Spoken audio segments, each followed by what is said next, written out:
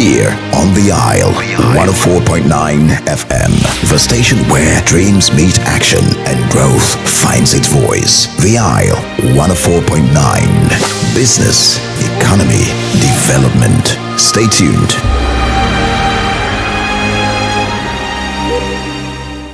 We've got just what you need right here at Femi Wash Media. Call it the Midas Touch and you wouldn't be wrong. Let us record, produce, mix and master your audio like nobody does. Reach us on our contact today for the best quality job. Afrobeats is a classic overnight success story, except it didn't happen overnight. I'm happy to be here. One of the key things about the Omniverse is that it's designed to go beyond an event and designed to be fully something that people can engage in the summit. The point being that Nigeria has so much to bring to the world in terms of these things, but we will be bringing fresh energy, fresh ideas, a fresh engagement, and we're obviously open to collaboration. But hip-hop, this never dies. What's the difference between Thor and Shango? Thor is approaching $50 billion in revenue. Shango's broke somewhere outside Lagos. And that's a lack of imagination on our part, Africa, and they're all Nigerian. So to be seen and to be noticed is very hard if you're not in the place where all the noise is being made.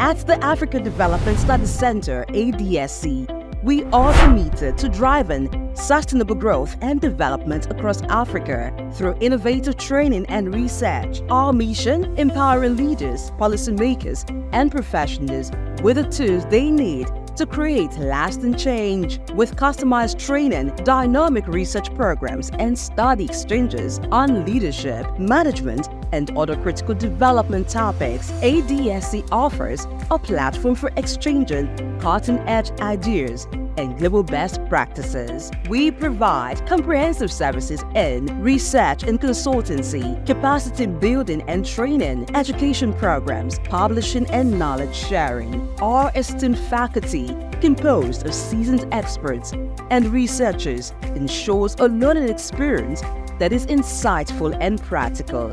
We specialize in policy development, implementation strategies, and monitoring and evaluation. At ADSC, learning is engaging and enjoyable. Our unique methodology includes talks, interactive exercises, games, video screenings, and lively seminar discussions, all in a comfortable and friendly environment. For more information, email us at info@ad.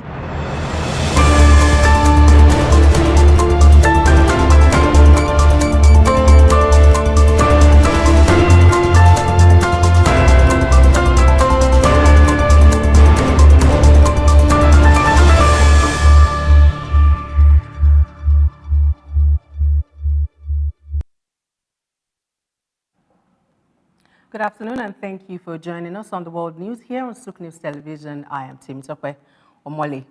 We begin from Kenya, where the Kenyan government is looking to secure 9.2 billion Kenyan shillings in private funding for an affordable housing project in Athi River, part of its broader plan to address the country's housing deficit. This initiative aligns with the state's affordable housing program, which aims to provide low-cost housing for middle and low-income earners. The project, set to be developed through public-private partnerships, is expected to ease the strain on urban housing demand while boosting economic activity in the construction sector.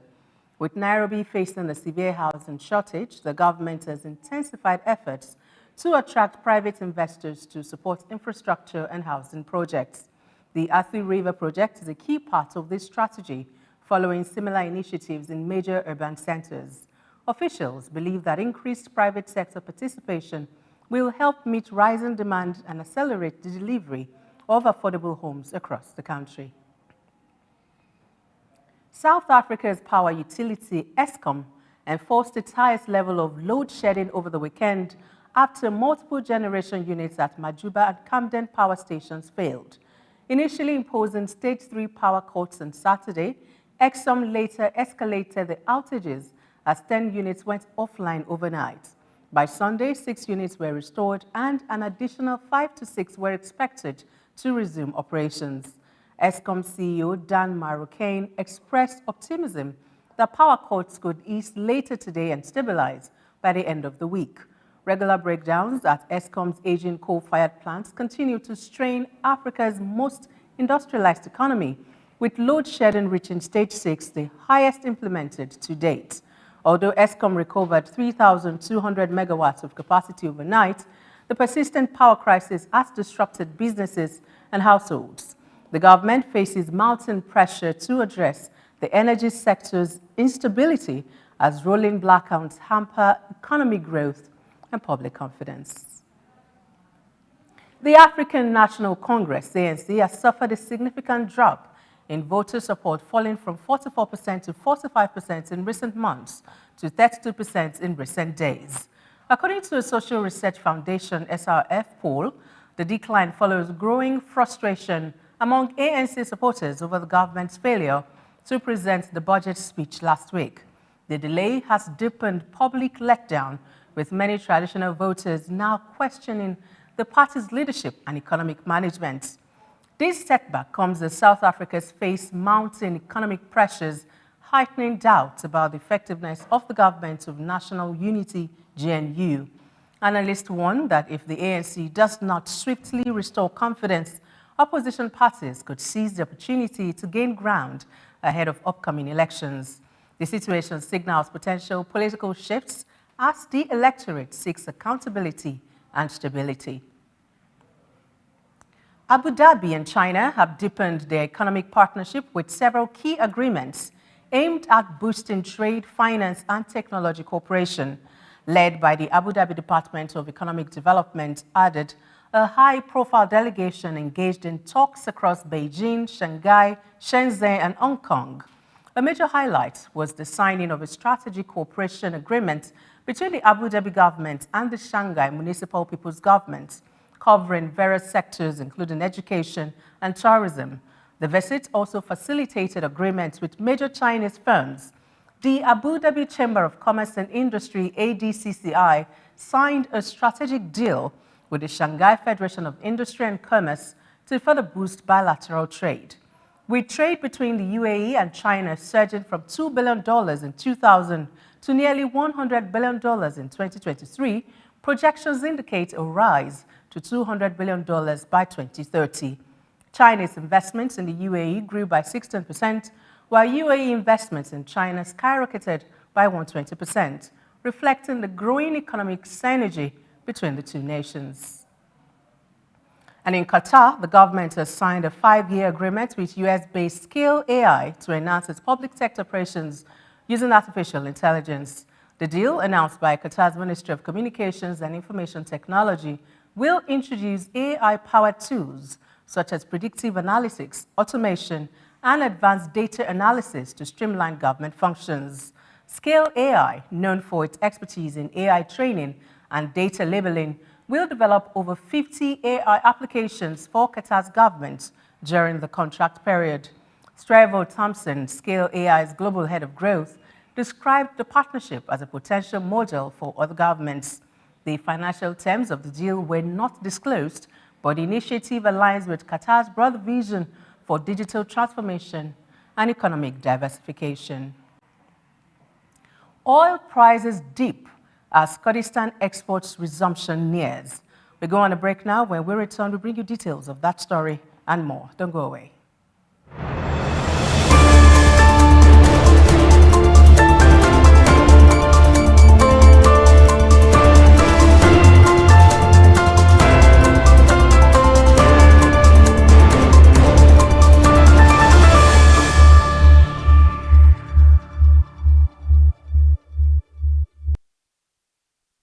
For being there. Oil prices fell in Asian trading on Monday, extending last week's losses amid expectations that exports from Iraq's Kurdistan region may soon resume.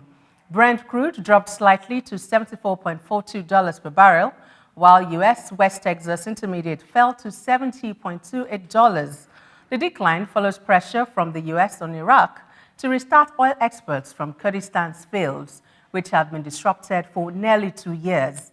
Iraq's oil ministry confirmed that all procedures had been completed to resume shipments via the Iraq-Turkey pipeline, potentially adding 185,000 barrels per day to global supplies. Meanwhile, geopolitical factors continue to influence the oil markets, with investors closely watching diplomatic efforts to end Russia's war on Ukraine. The European Union is set to discuss additional support for Ukraine in an extraordinary summit on March 6, while the US and Russia are planning talks to improve relations. Sanctions on Russian oil remain a key factor in global energy supply uncertainties. In the Middle East, ceasefire talks between Israel and Hamas remain fragile, with discussions hinging on the release of Palestinian prisoners. Analysts suggest that oil prices will be shaped by geopolitical developments and U.S. policy decisions in the near term. China's state-backed satellite firm Souq is rapidly expanding its low Earth orbit (LEO), posing a strong challenge to Elon Musk's Starlink. The Shanghai-based company has signed agreements in Brazil, started operations in Kazakhstan, and is in talks with over 30 countries. With plans to deploy 648 satellites this year and up to 15,000 by 2030, Souq is part of China's broader push to dominate the satellite internet sector. Brazil, seeking alternatives to Starlink, is also in discussions with Amazon's Project Kuiper and Canada's Telesat to expand internet access in remote areas. China's aggressive LEO expansion, with 263 satellites launched in 2024 alone, has raised concerns among Western analysts about potential digital influence in the global south. Beijing is investing heavily in satellite tracking tools and defense-related research, with reports linking its satellite strategy to military and geopolitical interests. As private firms and state-backed projects race to secure orbital slots, experts predict increased competition and tighter regulations, shaping the future of space-based broadband. India and the United Kingdom has resumed negotiations over restarting free trade talks today, Monday, after nearly a year-long pause due to general elections in both countries. UK Business and Trade Secretary Jonathan Reynolds is in Delhi to meet his Indian counterpart Piyush Goyal for 2 days of discussions. Reynolds called the potential deal a no-brainer, highlighting India's expected rise to become the world's third largest economy in the coming years. The two nations have held over a dozen rounds of talks since 2022, but have struggled to reach an agreement. Key sticking points remain, including high Indian tariffs on Scotch whisky and India's push for relaxed visa rules and lower fees for students and professionals heading to the UK. With the Labour Party now in power, Reynolds emphasized that securing a deal is a top priority for the UK, focusing on growth and opportunities in sectors like clean energy, advanced manufacturing, and professional services. For India, the talks carry added weight amid shifting global trade dynamics, including recent U.S. tariff moves. Prime Minister Narendra Modi's government is targeting $1 trillion in exports by 2030, with the UK seen as a crucial partner. Currently, trade between the two countries is valued at £41 billion, and a successful deal could unlock new markets for British goods while providing India with greater mobility for its workforce and students. Israeli Foreign Minister Gideon Saar will meet top European officials in Brussels on Monday to restart talks with the European Union. The discussions will focus on rebuilding Gaza after last month's ceasefire. Saar will co-chair the EU-Israel Association Council meeting with EU Foreign Policy Chief Kaja Kallas, the first since 2022. The European Union remains divided over Israel's war in Gaza, with some countries strongly supporting Israel and others criticizing its military actions. In February, Spain and Ireland asked the EU to review if Israel was meeting its human rights obligations under their cooperation agreement. Despite differences, the EU members have agreed on a compromise position for Monday's talks. European stock futures and the euro climbed on Monday following Germany's national election, which resulted in a mainstream outcome. DAX futures rose by 1.2%, while the euro gained 0.44% to trade at approximately $1.05. However, uncertainties remain as newly elected conservative leader Friedrich Merz must negotiate a coalition government, which could take time and influence policy direction. Meanwhile, Wall Street futures rebounded ahead of Nvidia's earnings report, which is expected to play a crucial role in justifying the tech sector's high valuations. The Nasdaq, which suffered its worst week in 3 months, is under pressure to recover, with investors closely watching Nvidia's performance.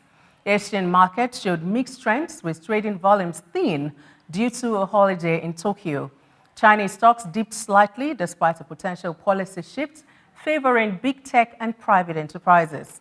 In the United States, inflation concerns remain a key focus as the Federal Reserve monitors rising long-term expectations. Treasury yields fluctuated, weighing on the dollar, which weakened against the yen. In commodities, gold remained strong, extending an 8-week rally while oil prices declined on speculations that sanctions on Russia could be eased. Investors are now looking ahead to key economic discussions by the Federal Reserve and European Union leaders in the coming weeks. German business morale stalls amid political uncertainty. This and more after this break.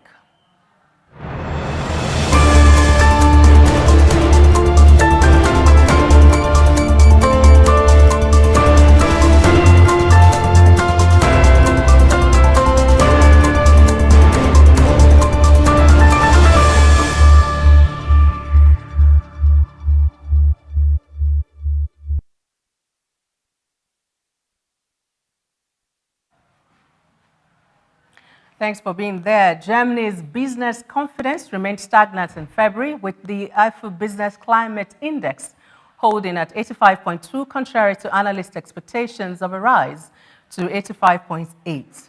The survey conducted by the IFO Institute indicated that while economic expectations improved slightly, current conditions deteriorated. The findings come just after Germany's national election, where the opposition CDU-CSU, led by Friedrich Merz, secured victory with promises of economic reforms, investment incentives, and lower energy costs. However, ongoing coalition negotiations are adding to economic uncertainty, with businesses adopting a wait-and-see approach. Experts warn that Germany's prolonged economic slump, marked by 2 consecutive years of decline, could continue if swift policy actions are not taken. Analysts suggest that while growth-friendly reforms are urgently needed, structural challenges such as weak foreign trade and restrictive debt rules may complicate recovery efforts. Some economists believe an economic turnaround might only materialize in the second half of the year, making coalition negotiations critical in shaping investor and business sentiment in the coming months. Britain's National Grid has agreed to sell its U.S. onshore renewables business to Canadian investment firm Brookfield Asset Management for $1.74 billion, including debts. The divestment is part of National Grid's strategy to streamline operations and refocus on its core energy network business. The company has also been looking for buyers for its Grain liquefied natural gas (LNG) terminal in Britain. This deal, which includes Brookfield Renewable Partners, is expected to close in the first half of the 2025-2026 financial year, pending regulatory approval. This move follows a broader industry trend where major energy firms like Shell, BP, and Equinor have scaled back or divested renewable investments due to profitability concerns. National Grid Renewables, based in Minneapolis, currently operates 1.8 gigawatts of solar, wind, and battery storage assets in the U.S., with another 1.3 gigawatts under construction.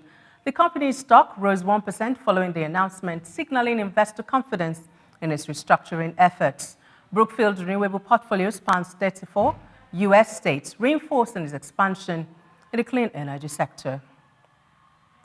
An American Airlines flight from New York to New Delhi was said to have diverted to Rome following a bomb threat that was later deemed non-credible.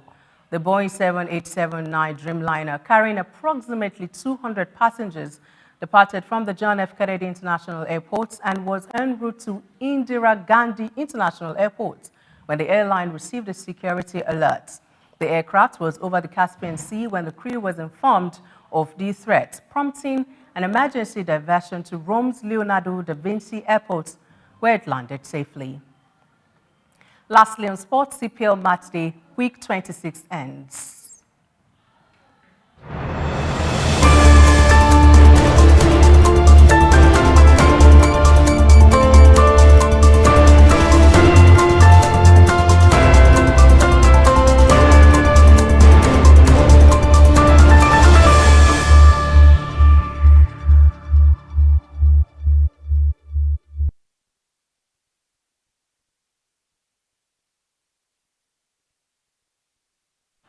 From the ever-exciting world of sports, Matchday Week 26 of the EPL concluded on Sunday, February 23, with all 20 teams competing to improve their standings. Brentford opened the week on Friday 21 with a dominant 4-0 away win over Leicester, climbing to 11th place. Saturday's fixtures saw Everton and Manchester United draw 2-2 after the Red Devils staged a late comeback, but remained in 15th place. Arsenal fell 1-0 at home to West Ham after Jarrod Bowen's first-half goal and were compounded by a red card in the 72nd minute. Wolves edged Bournemouth away with a 1-0 victory away from home. Fulham lost 2-0 to Crystal Palace. Tottenham crushed Ipswich 4-1. Brighton brushed aside Southampton 4-0 in emphatic fashion, and Aston Villa beat Chelsea 2-1 at Villa Park. Sunday's action featured a 7-goal thriller as Newcastle edged Nottingham Forest 4-3. In the final game, league leaders Liverpool secured a crucial 2-0 win, defending champions Manchester City at the Etihad, extending their lead at the top of the table to 11 points. And that's all we can take on the world news this afternoon here on Souq News Television. Thank you for watching. Remember, we're live on YouTube, Facebook, Instagram, Thread, and on X. My name is Temitope. Thank you for watching. Have a good afternoon.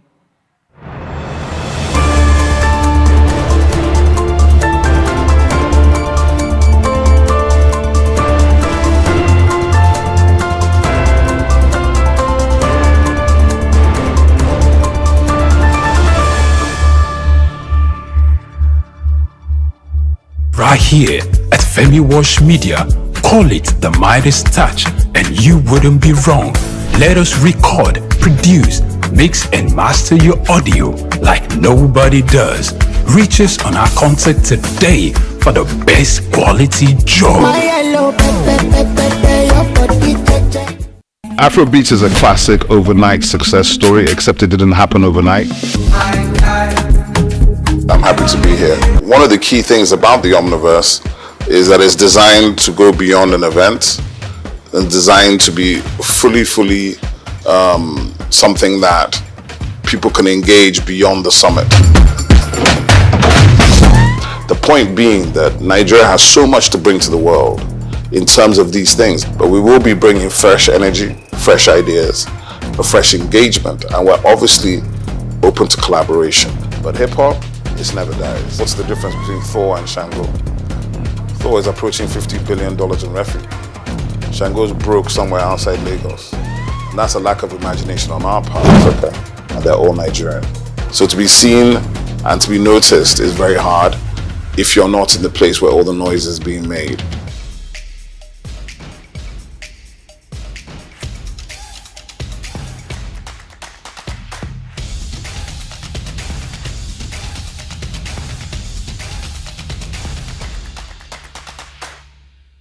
At the Africa Development Studies Center, ADSC, we are committed to driving sustainable growth and development across Africa through innovative training and research. Our mission, empowering leaders, policymakers, and professionals with the tools they need to create lasting change. With customized training, dynamic research programs, and study exchanges on leadership, management, and other critical development topics, ADSC offers a platform for exchanging cutting-edge ideas, and global best practices. We provide comprehensive services in research and consultancy, capacity building and training, education programs, publishing and knowledge sharing. Our esteemed faculty, composed of seasoned experts and researchers, ensures a learning experience that is insightful and practical.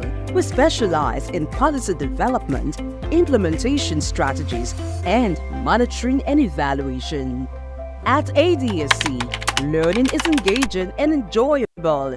Our unique methodology includes talks, interactive exercises, games, video screenings, and lively seminar discussions, all in a comfortable and friendly environment. For more information, email us at info@adstudiescenter.com or call +234 912 039 2362.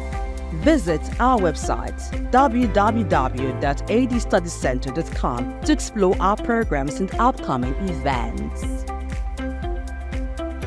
Africa Development Studies Center, rethinking development for Africa.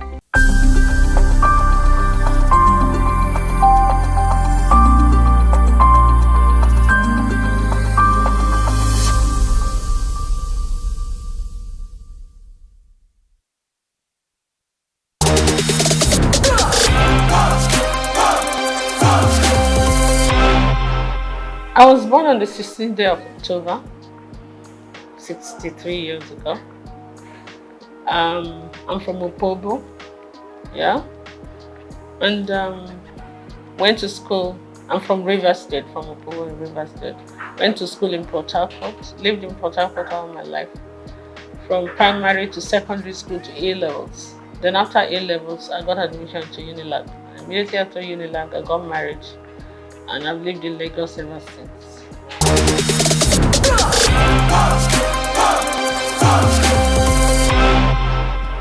Well, it was fun for us because me and my husband were very young. My husband was 25, I was 21 and all that. But we learned on the job. We were friends. We were friends for 3 years when I was in Unilag, university, and we came out, we got married. So we're like children that just got married. But I had my parents. My parents were his very good friends. So when I get naughty, he would report me to my parents. When I didn't know these kind of duties were demands of somebody's wife, they would tell me this is my responsibility. I'm like, no. I will agree to some, I will not agree to some. But I mean, it was fun. We had our ups and downs, but we kind of pushed through it. And then the children started coming, and it was a different ballgame.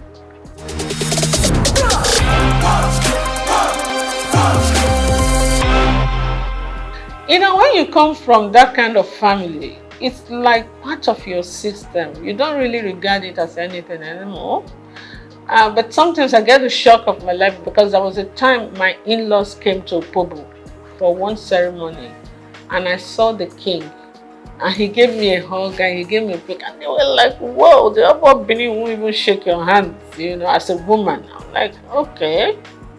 I mean, it's the same family, you understand? So we're used to that. I think we take it for granted.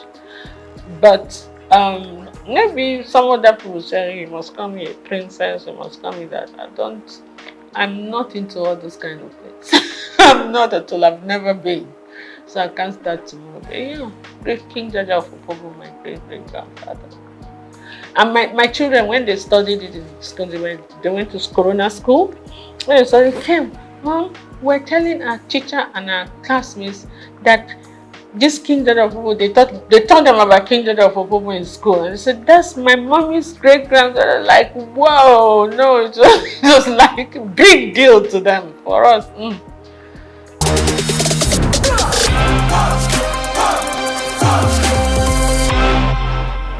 Absolutely, upbringing and my personal choice too, because you could be brought up one way and choose to go another way. You understand? One of my philosophies in life is like this: you're not the tallest in the world, you're not the shortest, you're not the prettiest, you're not the ugliest, you're not the richest, you're not the poorest. Oh, just get with it. Do you understand?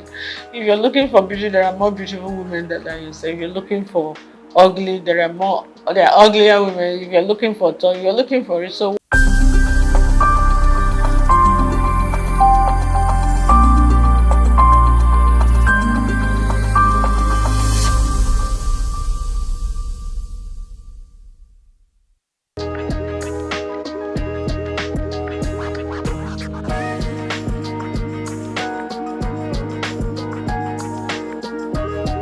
Well, I would say now he's gotten the job.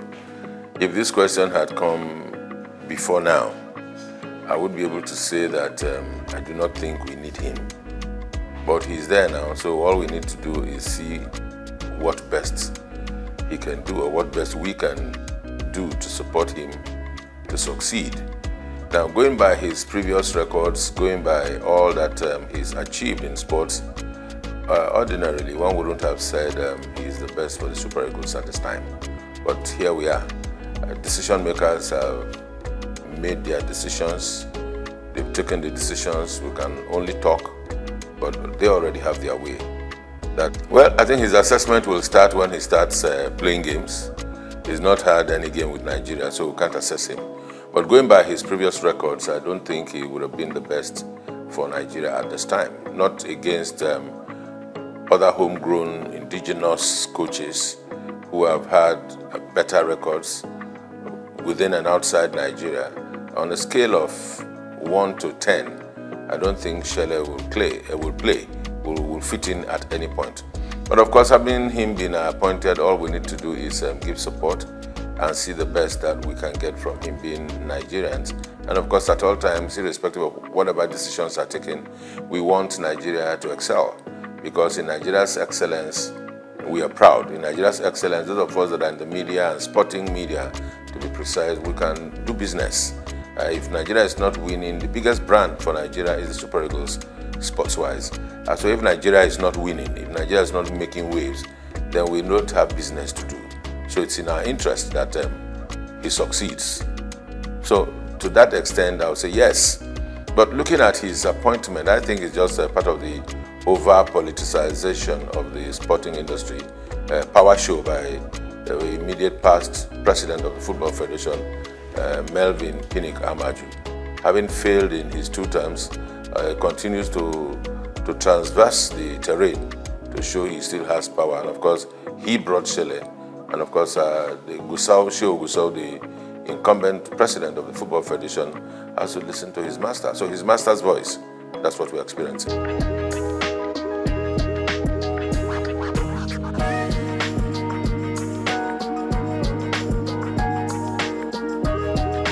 If they like, let them bring the Sadi. You see, there are things about Nigeria and Nigerian sports that should not surprise anybody. Politics are played everywhere, and balancing of acts are played everywhere. Federal character everywhere. And the federal character thing is just all very pretentious things they do. It's not for the interest of Nigeria. Just to show that, okay, we've taken somebody from the south, or we've taken one from the west, or we are now taking from the north. Who will take in the north? Let's bring Ahmed Musa. He's calm. He'll be able to talk to the players. What is he going to say to the players? He's past his prime a long time ago. So it's all politics and not in the interest of the nation. I can tell you that. But for Chele going around Europe, yes, he has to. Because everywhere you go, to be the chief coach of the Nigerian national team, senior national team, can be a huge task. Because every day you have Nigerian boys showing up in big leagues, in small clubs, in championship clubs, even around the country.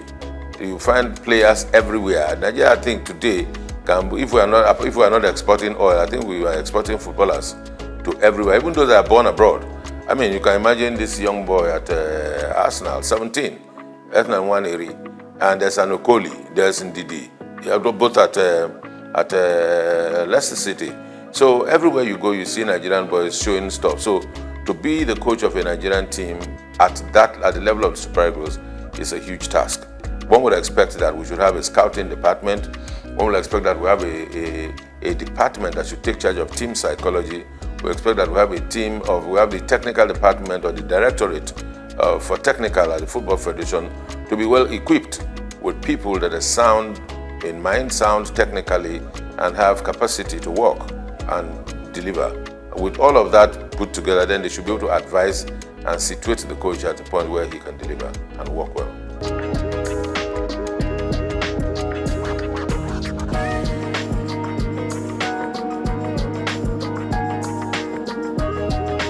Well, you see, I said yes, because I've been one of those that have always been clamoring that there's need to have a National Sports Commission. Now, having a National Sports Commission that is populated or that is headed by politicians, it's neither here nor there. It may not take us anywhere. We need to separate our sport. Yes, sports you cannot do away with politics at some level. But in terms of the administration, in terms of the management, in terms of the execution, there's need to be able to separate sports and politics. In the days where we held sway in sports, where the National Sports Commission functioned effectively, all of those that occupied the position as Director General, as directors in the then National Sports Commission, were professionals. If you recall from the days of Abraham Odia, Awotro Eleya, and of course Isaac Akioye, that laid the structure and foundation for a proper National Sports Commission just after the All-Africa Games, was a thoroughbred professional from the University of Ife. And there are other such professionals all about this country. And you want to ask, if we are not able to seek and give these people jobs and give them tasks to deliver, we always will go look for political loyalists to put in positions so that they answer to us. Politics is just, to me these days, it's more like a window for public relations for political parties and individuals that are into politics to express themselves, or maybe also at the same time also reward loyalists. That's what we find. So in terms of the technicalities on administration and management of sports, in its true sense, we're still very far from it.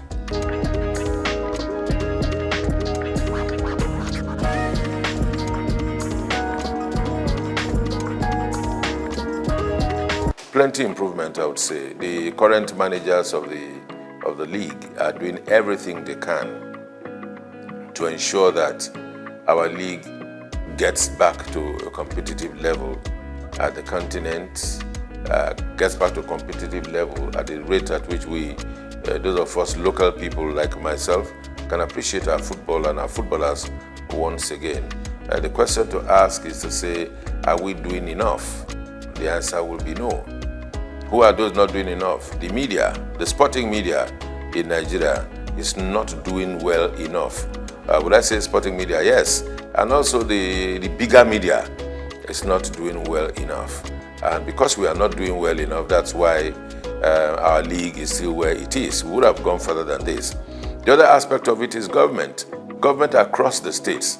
Football business is supposed to be good business. Football business is supposed to be run by private individuals and clubs. There's nothing wrong to say that the people of a particular state cannot run a football club in conjunction with other private individuals who will be stakeholders and are interested in the promotion of sport and football in the sense that we're talking about it now.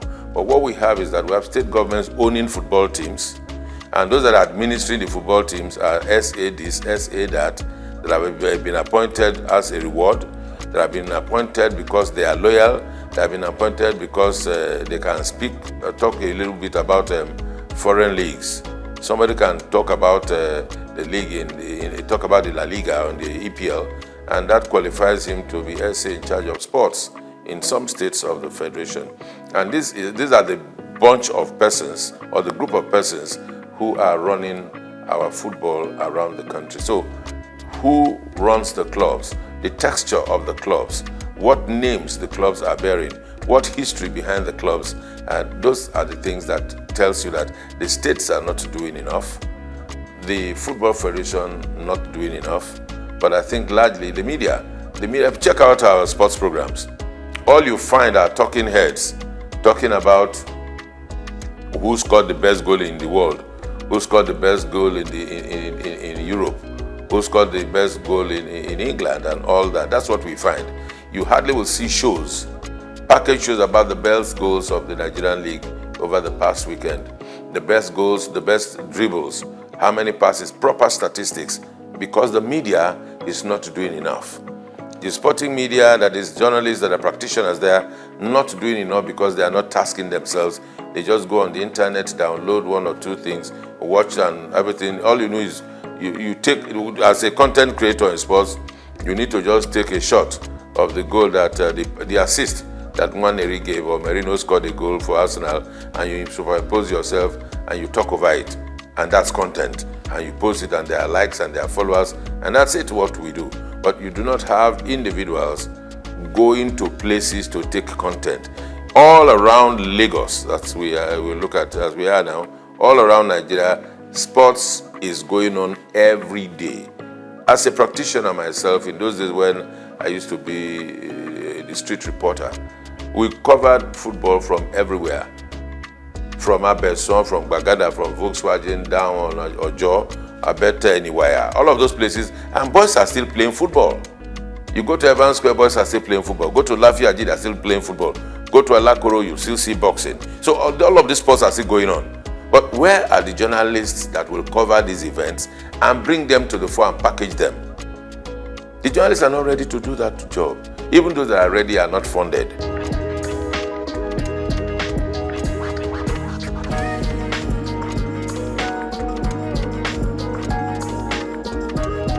Even those that work are not paid salaries.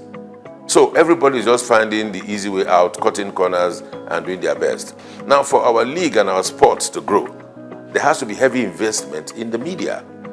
Because everything you see about the EPL, the La Liga, you take the EPL and analyze it, you see a variety of shows all about the weekend games, the weekend wrap, the best goals, the best flops, the referee angle, even the advertising and marketing.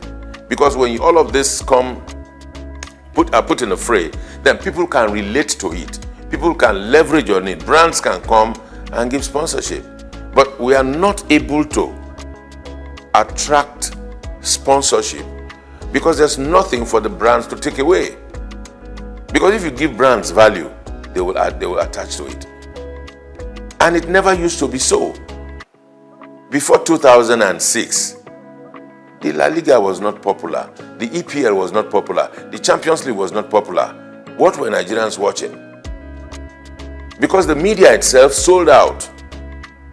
By investing, Nigerian media organizations came together, put money together, and went to buy rights of the EPL and started broadcasting it on Nigerian television for the consumption of Nigerians, so they can make cheap money. From telcos and from the brewing industry, they made more money for themselves. I mean, the media houses, rather than invest in the local league. Then they will tell them, who will watch Nigerian league? I mean, those are the questions they asked at the time.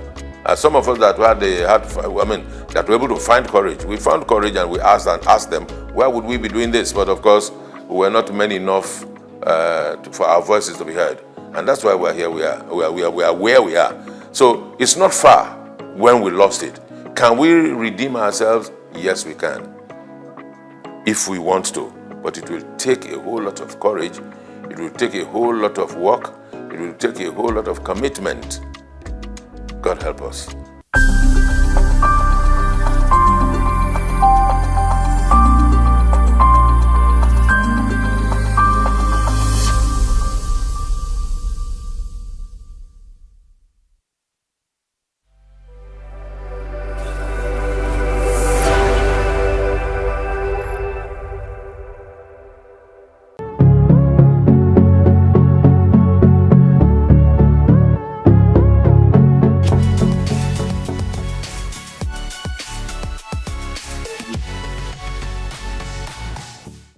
Okay, as you know, my name is Babatunde Jala Epega. I shortened it. That was part of my journey to Baba Jala Epega. I was born here in Lagos, just a stone throw away from here in actually Lagos Hospital here. And I was expelled from school. I went to Corona Ikoyi at the age of 6. My teacher who I found to be quite unjust at the time, made us all stand, and I remember this, even though it's like 50, almost 45 years ago, but I remember standing outside Corona School in the heat with all the students in my class because one boy had done something and no one owned up. So I found that quite unjust that all of us had to suffer. So I picked up a stone and I threw that stone at my headmistress's glass and it broke her window.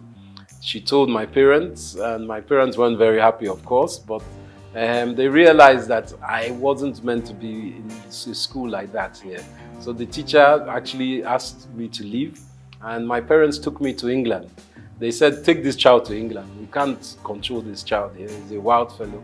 So as soon as I got to England, I went to Tunbridge Wells in Kent. I went to school there, and it was the most cold experience I've ever had in my life. I was 6.5 going to 7, and I went to boarding school at that age. And I think that woke me up in life straight away, that even in comfort, you still have steel. And by that I mean that everyone would think, oh, you are lucky, you went to England at 6, 7. Well, I was very young. I was put in a dormitory with children from England, from Japan, from Saudi Arabia. We were all very young. There was a lot of crying in the dormitory, 12 boys, 6 on each side. And the room was very cold. I remember the cold. But one other thing I got to learn was rugby. And through my life, rugby and learning to deal with my condition and environment has instilled a strength in me. And as we know in Nigeria, you have a lot of things that happen that are out of your control, but you have to find a way to evolve and adapt. And I think from the age of 6, 7, I was very lucky to have that. I went to the oldest school in the world called King's Canterbury, started by St. Augustine in 598 AD.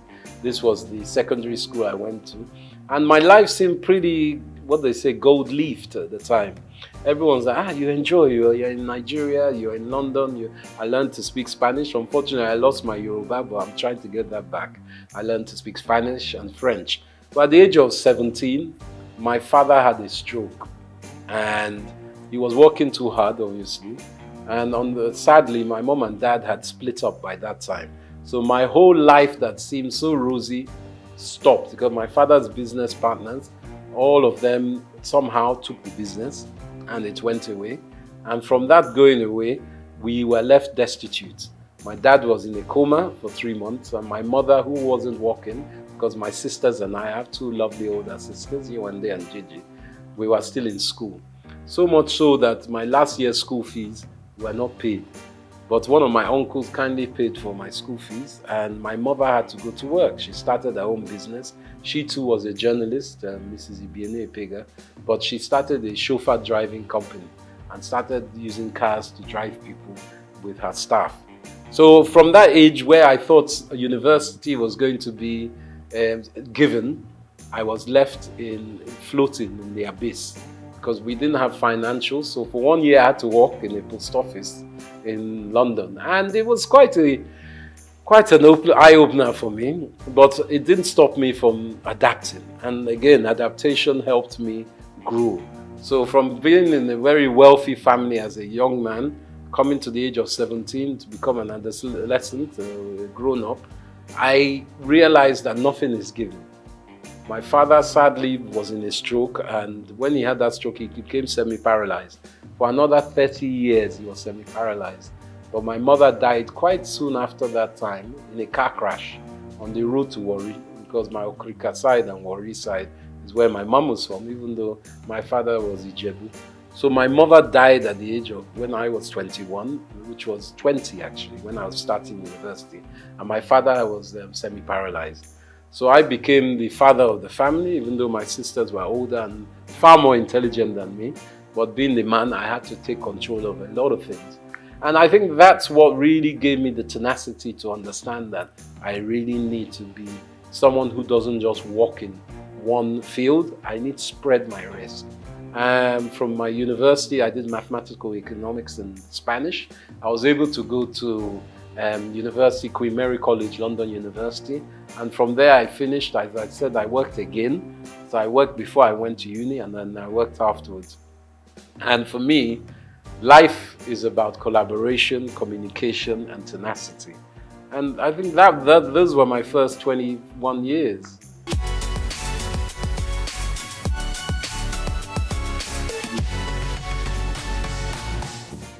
There were less people in Lagos in those days. I won't lie. I grew up every summer and even Christmas where we could afford it. Back in my day, 1978-79, Naira was 0.8 to £1. So you can understand that people were very wealthy. I think in those days there was like 40 million people. It wasn't that much of it because my dad was an estate surveyor. So we used to go to Abuja a lot. And he was one of the surveyors that gridded Abuja when it was being built during the late 70s, 80s with Obasanjo, and even before Murtala Mohammed. They were gridding it. And Lagos, or should I say Abuja, was made the capital. And Abuja is a model city of Milton Keynes, which is a model city of Paris. Just like Brasilia in Brazil was changed from Rio de Janeiro as a capital. So for me, coming back to Lagos was a joy. I enjoyed it because I was young. We used to just walk, run the streets on our bicycles and cycling, just exploring. Everything was open. There weren't as many cars.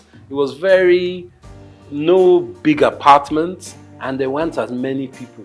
So I had a beautiful time. There were a lot of lizards on the ground, and we used to throw stones at them.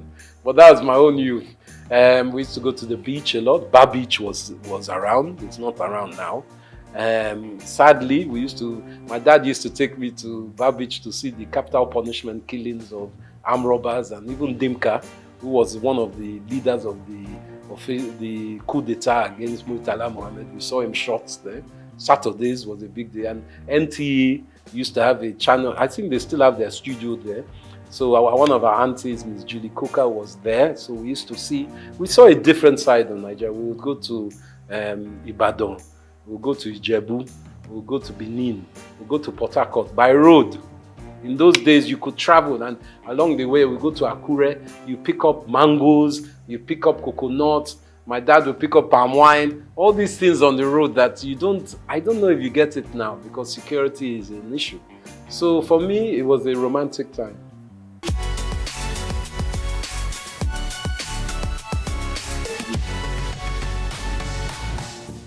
I think fashion, evolving through Nigeria, has started as a siloed industry.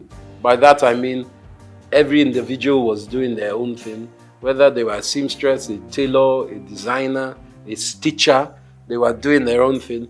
But we are realizing that with the 200 plus million people we have in Nigeria, you can't be an individual alone doing your own thing.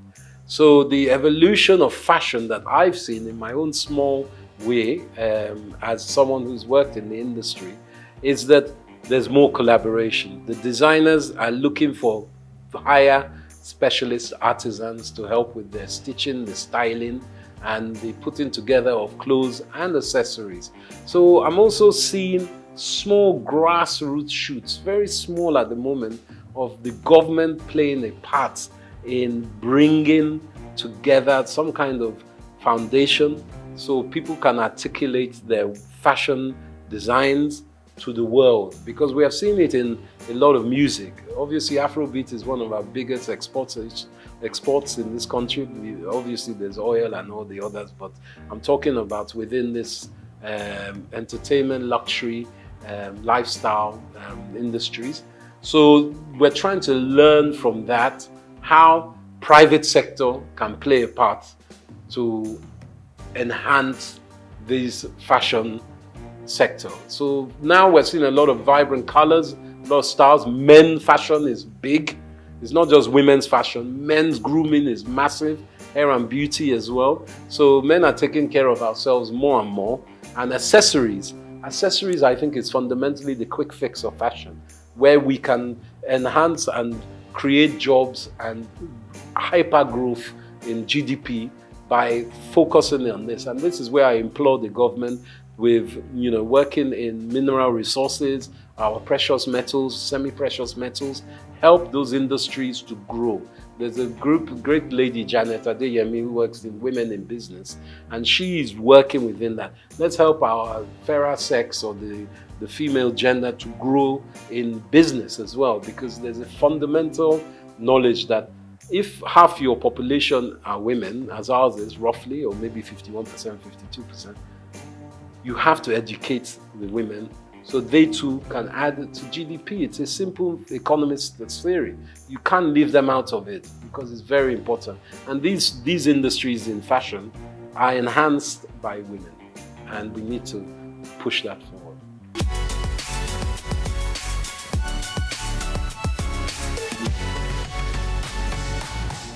I think the banking system needs to be augmented, and I'm saying this from the government's perspective. The ease of doing business in Nigeria, as an investor myself, a foreign investor as well as being an indigent in Nigeria, the problem is not getting your money to Nigeria, it's getting your money out of Nigeria. Not that you want to suck all the money out of the country, but what can help is the floating exchange rates, the flow and liquidity of money that can come in and out of the country. A lot of investors are worried about how they get their money out of Nigeria. So I think our banking system, going back to the central bank, which they're working on, needs to be much more fluid.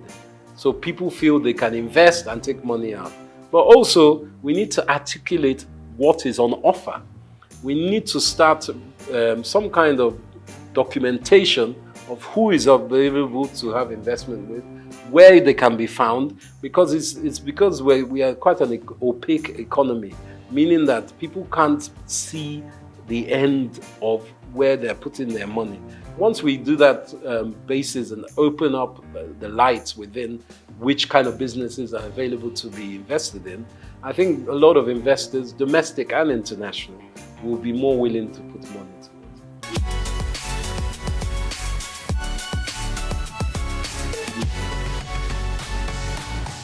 I think content creation for me has been an evolution. I started as an ex-banker, as I said.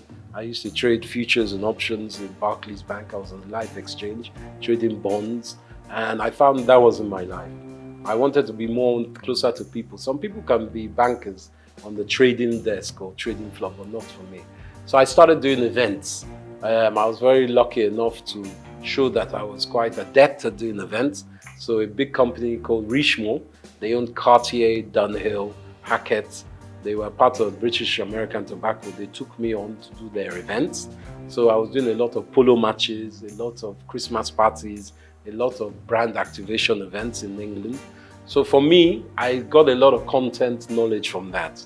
Different styles, people, different countries. But in the last 10 years, I felt that helping companies like LinkedIn, Google, all kinds of big banks in Europe and America was not my remit. My business, EMC3, was going very strongly in America. But as a Nigerian man, I didn't feel love in America. I know that everyone says it's the land of opportunity, but being someone of my own African descent, I didn't like the mentality there. People are good, but the infrastructure is racist institutionally, as we know. So I felt I wanted to give something back to Nigeria. And with all the 20 years of, at that time, about 17 years of knowledge I gained from doing some of the best Grand Prix parties in the world, Formula One, around Monza, Silverstone, Abu Dhabi, I was doing a lot of events. I thought, let me take this back to Nigeria. I didn't have to come back to Nigeria. I wanted to. And I know with all our grievances with Nigeria, if you ask many Africans about Nigeria, they'll say, they look up to us. You guys, you have Chinua Achebe, you have Wole Soyinka, you have Fela Kuti. What's your problem? You have Chimamanda Adichie. What's your problem? So we have to take ownership and say, yeah, we do have all these people. We have Afrobeats, whether it's Burna Boy, Davido, the Venus Bushfires, all these different people that are exported. Let us look inside and say, wow, we do have a lot. So I wanted, as a content creator, to show Nigeria in all the different sectors that we do have a lot. And that's why with the marketing and communications company that I've started, my own company, I felt I could touch so many sectors. And finance, as I mentioned, I work with banks, Also government, Nigerian Investment Promotion Commission, a very great entity. I work in fashion, with brand labels and people across the board. There are great shops like Alara here that also promote African fashion and African business. And did you know even Leventis does a lot of research, Nigerian bottling company, to help this country. And do you know Nigeria was blowing glass 1,000 years, almost 1,000 years before Europe knew glass blowing. And it's been found in Oyo State only recently. So it's very important that architecturally, we take ownership of our country. The Nok civilization that has been in the mid to, I think it's above Abuja, near Benue, and even Niger River, above those basins, that has a lot of artifacts and a lot of archaeological excavation potential. But we've allowed that just to linger. People have stolen a lot of our artifacts. Nigeria was known for Benin bronzes. We were the best smelters of iron before people were smelting iron. So these are things we have to take stock of. And me as a content creator, I bring all that information together and I make sure that people acknowledge it and are aware of it. So then that will uplift us all.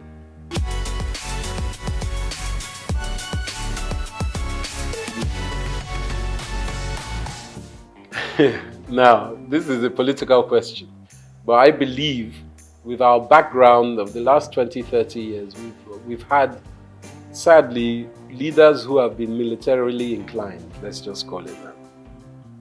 And as we know, military people, they don't like educated people because educated people will ask questions.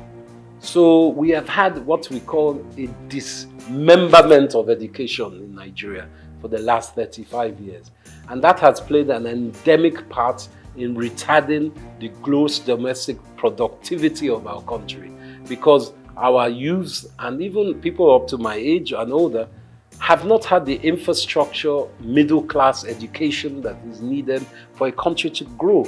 You look at the Industrial Revolution in the 19th century in Europe, especially in Britain, and you look how they were expanded by merchants and artisans and specific skilled workers. Apprenticeships were big, education was huge.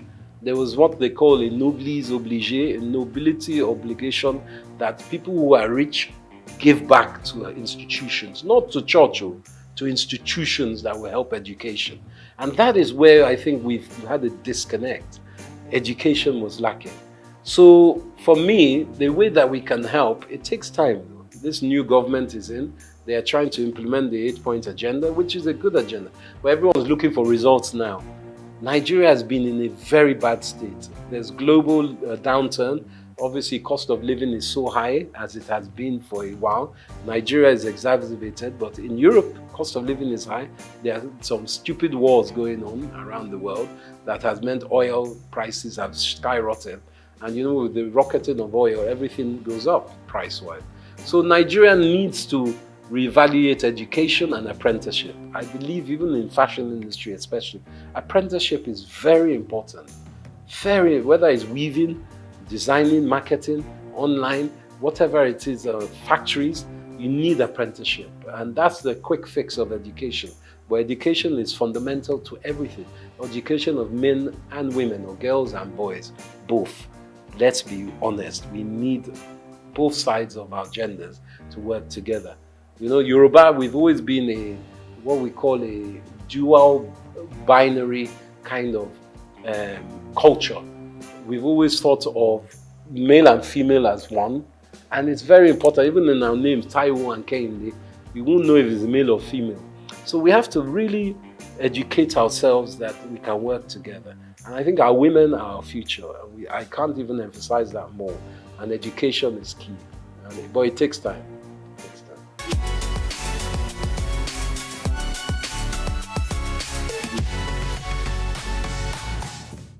I think Japa syndrome is very real.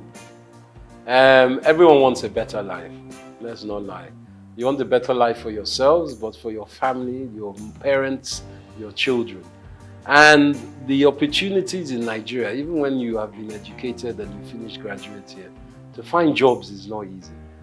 The infrastructure is very bad for job creation. And this is being worked on, and the last 8 years has been fundamentally broken. But we know this new government is changing that. But specifically, JAPA in Canada, they need our brains. You go across the world and you ask any nation, especially America, who are the best educated, the best, integrated, and the most proficient people, Nigerians. So it's not that we are stupid, it's that we don't have the infrastructure at home. And America, Canada, Europe, they're giving us the infrastructure. So getting out of Nigeria is not easy. There are opportunities and policies that allow it, but going across the border to Libya is not the way. You spend $5,000, $4,000, which is almost 4 or 5 million naira to try and get to Europe, and then you're treated like a dog when you get there. That's not the way. But, there are certain policies that can take you to these countries. And in Britain, for instance, it's not all, the streets aren't paved in gold, but if you earn £1 in Britain, you send that home, that £1 is 1,300 naira. So, and the minimum wage is £14 an hour now in Britain. So you can do the maths of that. So someone who is earning £14 an hour, if they work 10 hours in a day, they've earned over £100, which is 100,000 naira. So the maths, of course, is what makes people want to go there, because even if you are working there, obviously you're paying British rates, so your rent, your cost of utilities, your food and drink, your transport comes into play. It's not cheap there. But the money you send, even if you're only sending £100 a month back to your mom, that's 100,000 naira. So, or 130,000 naira in today's rate. So you can do the maths. That's why people are going. And the security in these countries and the education, to be quite frank, is better. But it doesn't mean they are better. We have to build a house, you must thatch the roof from within, so your roof doesn't cave in. And I think that's very important. Not that people shouldn't go home. Go out of the country, but they should always come home as they can. Because you see the Pakistanis doing it, you see the Indians doing it, you see the Arabs, they go home and they build their own countries.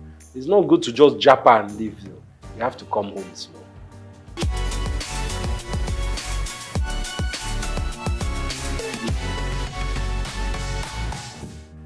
I think my success is down to, as much as I can say a success, because it's still a book that is not finished and the stories are still unwritten, is a tenacity of hard work. It's very important that people understand that it takes a lifetime to look like an overnight success. It doesn't just come. What I'm still doing, I'm not the most successful in my business, but I love my business. And if you can find something that you love and you can make money out of, then you're in heaven on earth, to be quite frank. I think my spirituality and my faith is very important, as is my wife's. My wife, Helen Epega, she wrote the world's first Pidgin English opera. And we've been staging it here in London. We played in Cape Town, in Nairobi, and in Lagos, And we've staged it in London. We're at the Royal Albert Hall next year. I'm executive producer of that. So I think my success, to add to that, is that I put all my eggs in one basket. And I work very hard to make sure I research and obtain knowledge of the next thing or what was the last thing. I'm a historian as well. And I put things in perspective. And I try to add value as I can.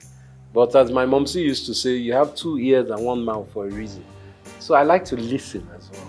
And from children you can learn, from grandpapa you can learn. So humility is very important. I'm not arrogant with it. And I think that's the most important part. Collaboration, humility, and shared drive. But also knowing that for me, Saturday and Sunday, I'm off. That's my time for the family. I take a break. Sunday, even God rested on the 7th day. Me too, I rest. I'm not 24/7, even though this weekend we have a big fashion event, but that's work. But when I take my tools down, it's tools down. No one can call me on Sunday morning. So you can't be BOing to people. Never let anyone own you like that. That's what I say. Someone calling you on Sunday morning, Obviously, in journalism, in film, it's a different from projects. I'm not saying every time, but just be aware of yourself and your mental health. That's the most important.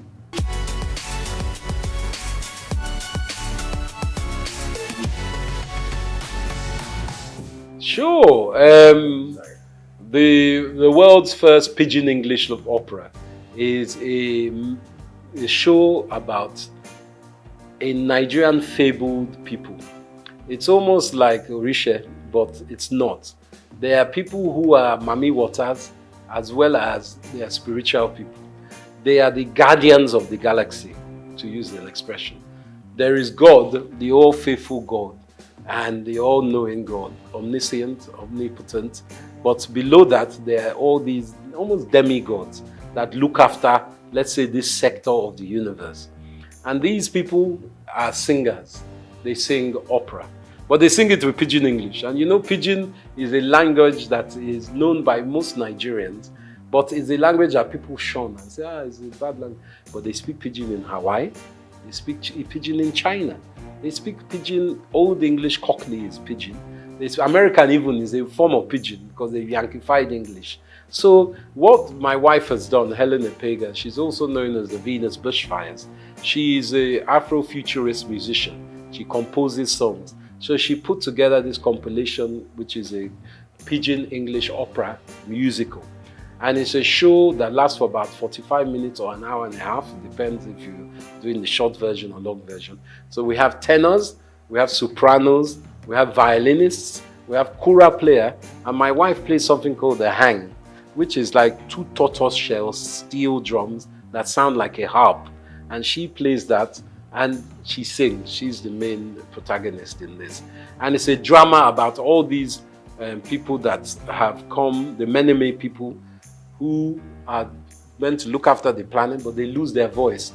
So Earth is, because God is angry with them, the Earth, and says these people are rubbish. But the Meneme people say to God, please, give them one more chance. They're not that bad. I know they're fighting, there's lots of wars, but give them another chance.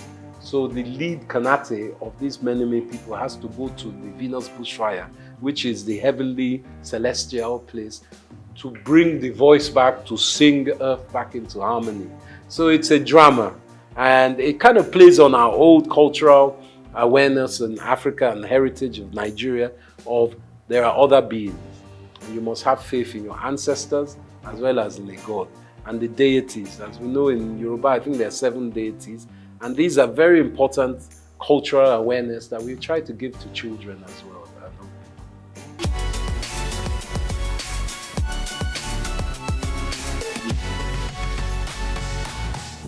I think the filmmaking in Nigeria is burgeoning.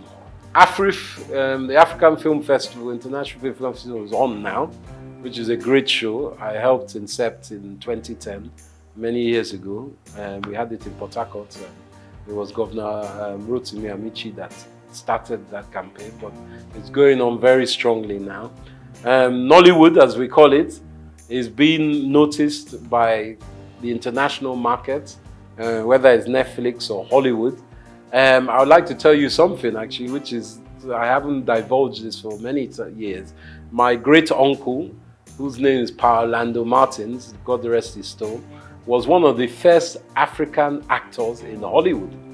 He acted in the 30s with people like Ronald Reagan, Katharine Hepburn, and Bob Hope.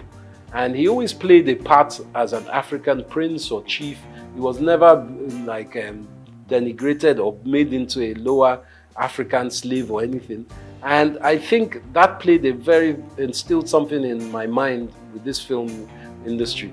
I think it's very important that Nigeria as it is, we have some great actors like Wale Ojo and Ramsey Noah.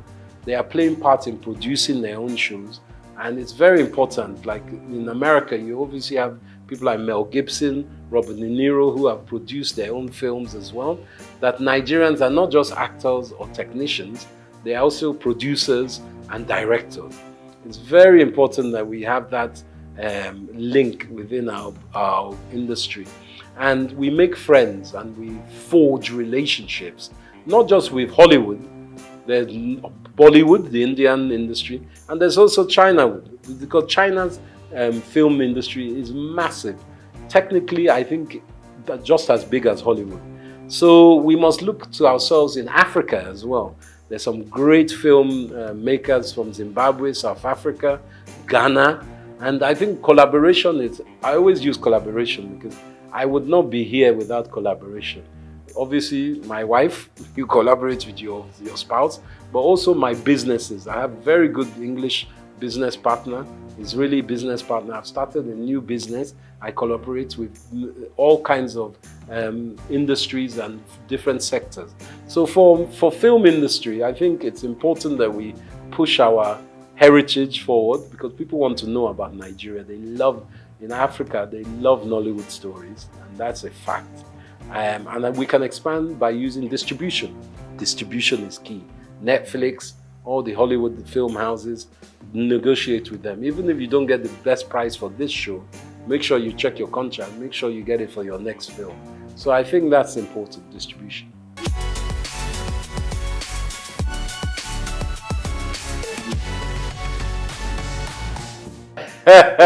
While I'm still alive, that's a very good question. Hope springs eternal with me, and I am optimistic about Nigeria. I think Nigeria is not what we all will think it will be. It's something it's a country that needs to be more fluid. We have in diaspora a lot of powerful individuals and groups. I think we need to connect even more with those individuals and groups who need to invest in Nigeria. Our youth is very talented and is very able, but it's also very abundant. So we need to find a way to link up education, apprenticeship to these youth to give them something that is productive to work in. And that means expanding your mind as parents. It's not just doctors, lawyers, bankers that we need. We need artisans, we need creatives. And that's the most important point. It's a mind block. So for me, if we can work on Nigeria's mind psyche, and the taboos of oh, we don't want our child to marry a musician. You know, even as a musician, you don't just have to be a rapper. You could be a music engineer. You could be a filmmaker. You could be an engineer that works with the technical aspects of editing. You could be a designer. There's so many aspects. So I say to my utopian Nigeria, learn from your brothers and sisters. International research online is very important. And for me, the dream is to see Nigeria as a fluid country of strength in Africa, where we're trading with African countries and we're using what we have as our asset. Technically, of course, we need Europe and America and everything, but we have it in Africa. We have it in Nigeria. So my beauty of Nigeria would be if we become our own Wakanda, working with other African states and enhancing our own GDP as well as our region and our continent's GDP working together.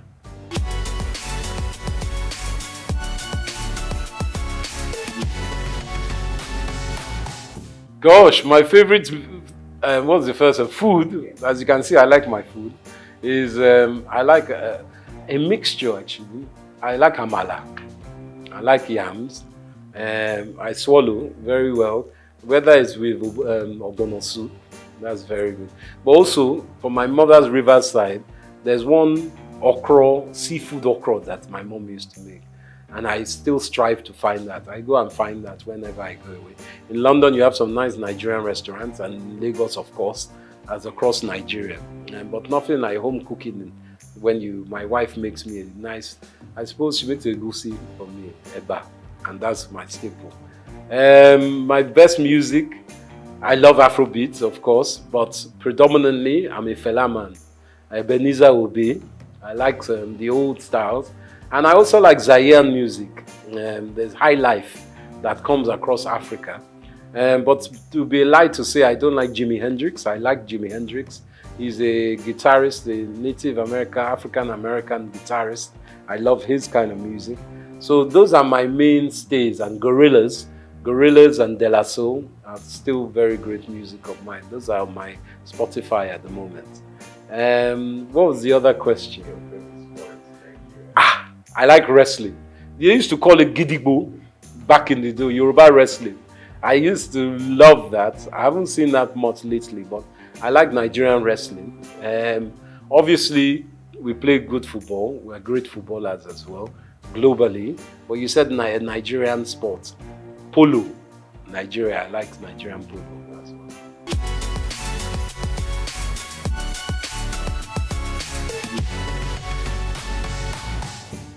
To my young brethren and children of Nigeria, I say it's important hard work.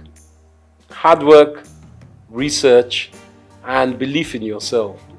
Obviously, times are very tough at the moment and money is tight. But with your own creativity, you can build your empire from there. I always believe that from one's mind, you can make worlds and you shouldn't give up. Obviously, if you're not very great at one thing, you find what you are great at. But always be honest with yourself and treat others how you want to be treated. And remember, collaboration is the key or the little sister of success. And always have a smile. Very important. That's what I say.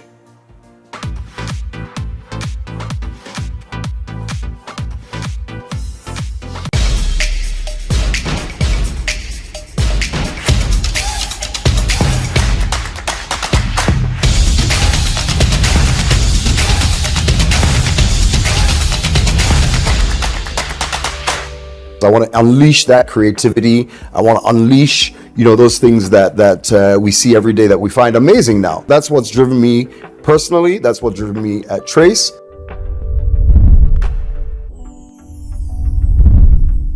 All right, welcome again. It's Inside Life. My name is Hans Mba, and as usual, we have an extra special guest for you each week.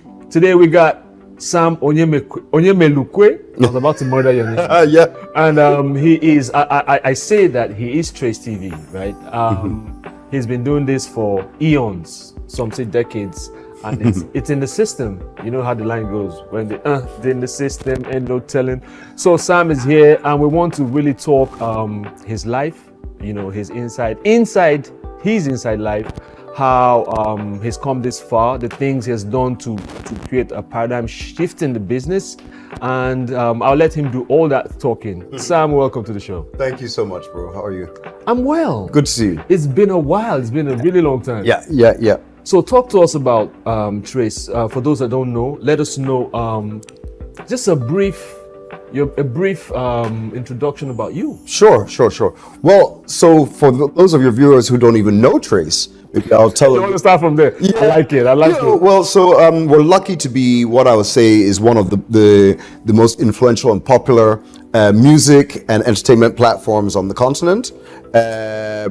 When I started with Trace, yes, like you said, eons ago, so more than a decade. Oh, yes. And when I started in the entertainment industry, more than 2 decades ago here in Nigeria, we've been able to navigate and keep as one of the strong platforms. We started with 1 or 2 TV channels. Now we have over 30, and we're all across Africa and in most of the diaspora too. So what gave birth to this? Because looking at your history,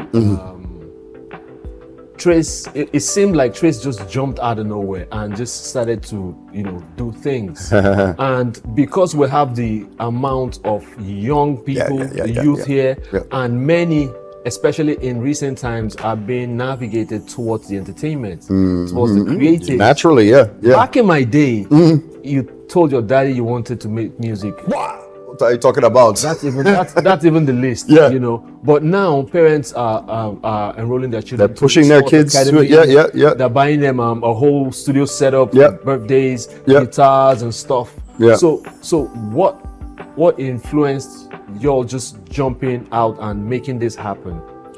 Well, no, to your point. I mean, I love the fact that as you said, back in our days, I would see a kid in the village, one of my nephews or niece, and all they were interested in was just kind of surviving, maybe finishing school. They were hoping maybe they'll have a bigger farm. Now they believe they're going to be the next whiz kid. Oh yeah. Right. And so for me, it's that. And it's doable. It's very doable. Yes. And so it's that excitement, that burning passion and ambition that we have as young Africans that has driven me. Because I want to unleash that creativity. I want to unleash, those things that we see every day that we find amazing now. And then now parents are saying, take this, go forward with it. So that's what's driven me personally. That's what's driven me at Trace. And how we just jumped out, well, that's a magic trick that I'll keep in my sleeve. But no, we've like I said, I'm very humbled, and that we've really been able to make a big impact on the music, on the creative industry in Nigeria directly, as well as across the continent. Speaking about impact, don't make me jump the gun, because I have those questions. So in influencing or affecting the economy, we have seen what the numbers that artists bring in. Yeah. We're talking the Burna Boy numbers, we're talking Wizkid numbers, Yeah. we're talking Davido numbers, and how it's affecting the economy. It's real. And they're bringing a huge amount. We're talking billions. The other day we're interviewing, talking to a few people, and we're talking about how Nigeria is missing out on the billion-dollar movie industry and all that stuff. Yep.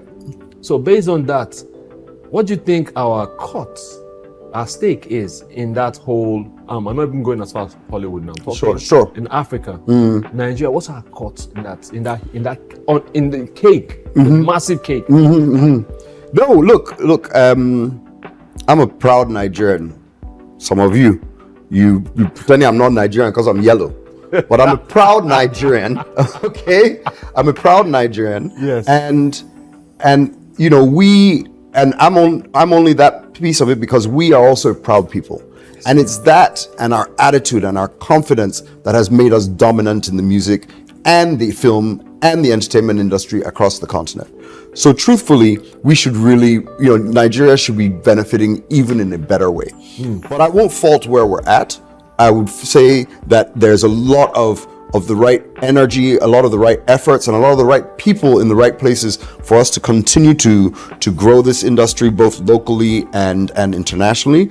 In government, we're very excited to see the lineup of those getting involved, from the Honorable Minister himself, across to Minister. I'm talking of Information Technology, down to the Minister of Creative Industries, Obiasika, Tola Akerele, who's DG of Tourism, Culture, Tourism, and then Tola Akerele at the National Theatre. So many great players are getting involved who know this industry, who can help us make this a sustainable thing, right? One of the things that you think we're affecting the economy for the music part? Do you think we're affecting it positively, having listed these names? And what they're doing or what they should be doing? No, absolutely. And what I would go back to say is that, first of all, for me, and I think for a lot of them, one of the biggest focuses, I think one of the biggest focuses should be and is the local aspect of it. It's very exciting for us all to say that we have a Grammy-nominated or Grammy-winning superstar like a Burna, and we've had many of them over the years, right? Nominees for Eons, Femi Kuti. So it's not just, guys get excited like this is the first time. Even back in the 70s, right? Much less across Africa, Angelique Kidjo, and we know. So I'm very proud of what the guys are doing now, and I love that fact. But from an industry perspective and for our economy, we need to look at the local economy, right? We need to look at the local support and the local generation of wealth around this industry. Yes. For our movies, we don't have enough cinemas. What are people doing in community cinemas? What are they doing, to ensure that the people who love this content in the northernmost reaches, maybe Yola or wherever, can enjoy this content at a price and in a way that's not going to break the bank, right? That's going to make it worthwhile so that our economy can continue to grow. And on the music industry, sure, you talked about all the big guys, music and content. Yes. You talked about all the big guys, but I also love the bottom of the pyramid. I do. Right? I love this, the fact that there are thousands of creators. I just watched your show, and you had the young man who's a busker. Yes. What's his name again? Komi Flames. Komi Flames. Yes. Come on, you have a busker on the streets of Lagos. You have thousands of guys making content, and and this also represents a huge shift and to the dynamic of what's happening in the economy, as well as the economics of it. So you have Burna Boy and whoever at the top, generating literally hundreds of millions of dollars in activity. But likewise, those hundreds of thousands at the bottom are also doing the same thing. So it's a paradigm shift for our industry, for our economy. And we're loving it. You said something about we're not benefiting enough. Shed more light on it. Yeah, no, definitely. Look, one of the basic things is the protection of intellectual property. Yes. Right? On a very show like this, in the mall, I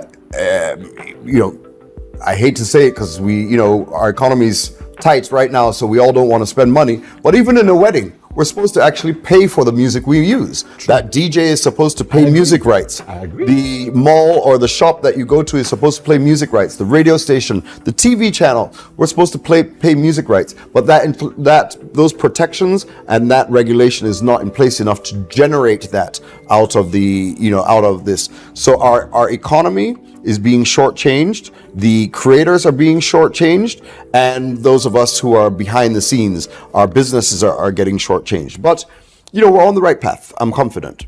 So, what can you tell us 1, 2, 3 things that you feel we can do to mitigate this? Because I say this, I also have a weekly show where we talk to hip hop artists and from down there. Right. I'm like, we're talking. I don't want to name names now. We're talking 0.0001% going to the artist. And still, many people don't feel led to, despite all the subscription and stuff, many people don't feel led to subscribe because there's a feeling that the artists are being robbed. Like you're saying now. So how do we, is it just we talk about it to shed light to, because they said you talk about it frequently or often enough, something gets done. But beyond that, who does the something? We're talking about. So, to your point, there's multiple players in the ecosystem. There's stakeholders. Yes. And each stakeholder needs to play its part. But why I'm confident is because the money is so compelling. There's a floodgate waiting to be opened, and nothing moves mountains like money. Right? So we're all motivated in the right way because we can point to, and as you said, as we continue to talk as an industry about, let me go back to performance rights, right? Performance rights, for the artists, maybe not even a big name. Let's talk of an unknown artist or only, not so well-known artist who has a hit song. That song should be generating money across multiple revenue streams. Yes. It's not right now, right? But when the record label is looking at that and saying there's 5 billion naira that should be coming out of this song every month, that's not from radio stations, etc. That is the type of impetus that changes it. Government needs to do its part, both on the regulatory side and the organization. COSON and MCSN have been fighting too long. P-Man, Just focus on the art, focus on the business. On the art. Sort this stuff, get out of the fighting. The money is there, you're holding it back. We need that unleashed, right? Likewise, industry players need to play their part. Radio stations, TV stations, hotels, bars, we need to fess up and say this music is worth something. Yes, it's not free. It wasn't even made free. It wasn't made free, and it's the way. Me as a TV station, it's the way we make money, right? The reason that people watch my channel is because I play these music videos. So I can't take this for granted. So we pay almost 25% of our revenues at Trace to music rights. So here in Nigeria, that's in the billions that we pay for music rights every year, right? And that money should be getting to the artist. Sometimes it doesn't. But we need to play our part. Government needs to play its part. The private institutions and the viewers. The public needs to recognize there's value in this thing. It's real. When you jump and dance to a Davido song, sure, you see him rich on Instagram, but just know that this thing is real. It's real money. It really costs money. Guy, will you enjoy it? You make hit song, you won't collect. Just make it easy. Your product. Yeah, exactly. You whatever product, it's your product. You have it for free. Exactly. So also, a lot of these things are happening to affect the youth and how the gainfully, maybe not gainfully, engaged. Oh, yeah. Hopefully gainfully. There was the awards you guys did. Some other culture, because when the culture shifts like that, it creates opportunities, especially for the young ones, which is our focus basically. 100. So you have done the awards. Tell us about the awards in Rwanda. It was massive. I saw it, and I'm like, wow. Yes. So why Rwanda? Sam, come on. Okay. First of all, let's tee up the awards. For those that don't know about the awards, we did our first ever Trace Awards and Festival last year, almost a year ago, and we were excited because it actually did the impact that we wanted. So we truly took the entire music industry and we claimed the space as the top awards on the continent in one fell swoop. Really? One fell swoop. I mean, we had over 80 artists there from all over the continent, right? Of course, we had our big boys, the Naija boys. We had David there, Davido there, Rema there, Yemi Alade was there, Mr. Easy, Feels, the list goes on. And we dominated, my people. We dominated. Nigeria does that easy. Yeah, but we also had Diamond Platinums from East Africa. East Africa. We had, the name's gonna escape me. I'm an old guy. Please forgive me if I can't remember everything. But we had South Africa represented. We had North Africa represented, and we had over 500 million views of that show. Really? Right? We were covered in the Hollywood Reporter. We were covered in Variety. We were covered in Music Business Worldwide, and we're covered in Pulse. Why that's so important is because it creates opportunities. Exactly. It creates jobs. It creates. That's why I'm beefing. I'm like, you took it to Rwanda. So we're getting there, right? So we're getting. I want to hear it. So we were able to pull off a huge awards, and I'll give you a little bit. Okay, I'll give you a bit of a scoop. We're just on the verge of announcing this year's awards. It's an annual thing. It's an annual thing. Fantastic. We are actually. I hope it's going to be here. I can't make you happy today on that one. I can't make you happy on that one. I prefer to be straight. It's not gonna work. Oh, come on. So the next one, we actually really wanted to do the awards at the beginning of the year. So the second edition, 2024s, will actually be held in February 2025. It will cover the entire of the 2024 year. And we're doing it in Zanzibar, in Tanzania, in the Zanzibar Islands, and it will be a blowout. It's going to be amazing. No, the one this year was crazy. Yeah. And I saw it, I was like, I said to myself, I'm like, do we do stuff like this? Because where you see stuff similar to that is where, of course, our top Niger guys pack out, arenas. Yeah. And you look at the stage. It's beautiful. It's Hollywood-esque. Yeah. And well, I'll give a nod. And I longed for it to be here. I'll give a nod to my former work lover. I used to work at Viacom MTV, and MTV does it right. They, the VMAs or that. All the lights. It's just it's unbelievable. The BET Awards, they just kill it, and that's what we did here on the continent. So MTV hasn't been doing it on the continent for a while, so we said, oh yeah, we'll take. And yes, I wanted to even talk about something similar to that. There's an awards that just passed. It's annual, but each time they take it out here, they take it to the US. But it's a Nigerian award. What do you think about that? Without naming names, Mr. Anima Shaun is a good friend of mine. Without naming names. and to be honest, I see where he was going with it, and I think it's been quite impactful, right? For the Americans. No, it's still for the Nigerians, right? Let me tell you why. Okay. Right? We all know, and in fact, the African Union officially recognizes the diaspora as the 6th region of Africa. Right? And oftentimes we don't actually engage in the diaspora in the way we can and should. We are, those of your viewers and fans that pay attention know that over $25 billion a year is remitted annually just by Nigerians. So think of the entire continent of diaspora and people in the diaspora. So being in the diaspora made sure that the audience there knew that they're not just a separate thing. right? That they're part of us, whether they're separated by an ocean or as close as a video call, that we wanted them to feel and experience that. And that's what IO did, right? He's bringing it back. He's bringing it back nowadays. Yeah, because there was a lot of flack about it. But there was also a lot of great stories about it, right? So I reject that it was a one-way thing. And IO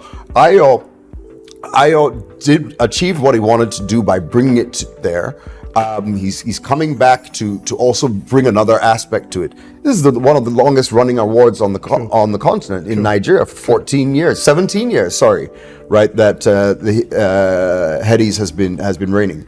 So all respect. So the great thing is, for me, it's the impact on the economy that's does crucial it for me, especially for the young ones, because it's seemingly not easy, and there seems to be no way out. But the creative industry, acting, music, producing, all that stuff has helped open those doors for them. No, look, so for the Trace Awards, right?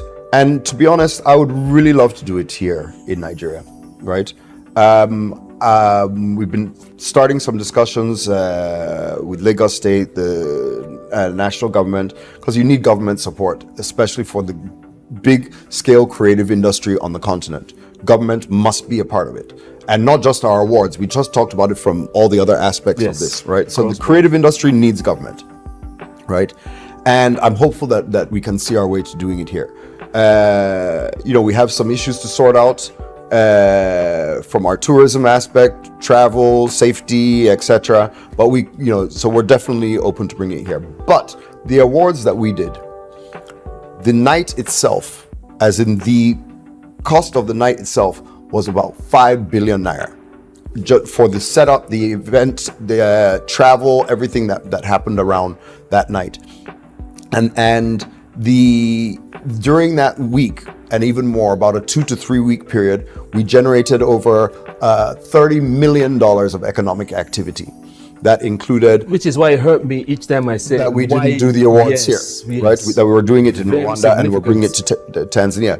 We had over 2,000 people fly and stay a week, because we extended. It wasn't just one night. There was this festival, there was a summit. This year we'll do a more music summit.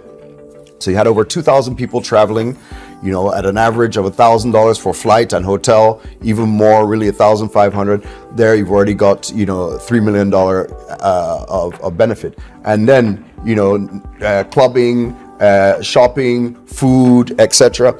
And we employed over 2,500 people directly and indirectly during that week, both from the technical team, the setup, carpenters, set dressers, film people, lawyers, etc. The artist managers, etc. My heart is breaking as you're going on. So that's how you. Rwanda has eaten all that. So let me. We're getting digitized quickly. Across board. We're talking AI. AI has been integrated to everything. Even on WhatsApp, they're asking you, okay, what? So digitally, especially coming in, how you guys came in. How has that helped, and how does it continue to help, or is there a roof? Is there a cap to digitally making these things happen in an open way? I don't know that I would say there's a cap, but the technology and human innovation always sees that we find another way to do things differently, whether it's expanding and growing it, or sometimes a funny way that it just goes off to the side and you're surprised, etc. So I don't think there's an end point in sight for the innovations, the changes, and of what technology brings to our industry, and how we as consumers enjoy it, interact with it, and contribute to it. I think it's going to continue to be, a really dynamic thing. So for Trace, we've embraced digital, the digital ecosystem in a huge way. From starting off from straight TV channels, We have an e-learning platform that has over half a million active subscribers on the continent. We've just morphed that into Trace Plus. Trace Plus is our a streaming app that's really going to be focused on delivering the content in the way people want it. You know, we're still on TV channels. We're still on TV screens as we are doing today. But you know, we're all watching. We're all watching here. You know, more as much as anything.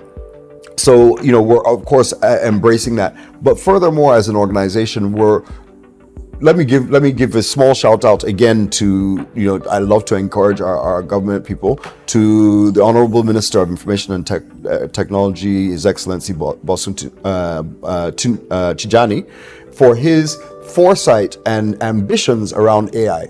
You know, sometimes, especially when I was younger, I'll look at AI, or that time I wanted to launch satellites. I'd be like, Niger, what's wrong with us? We can't buy tomato yet. We're talking about AI.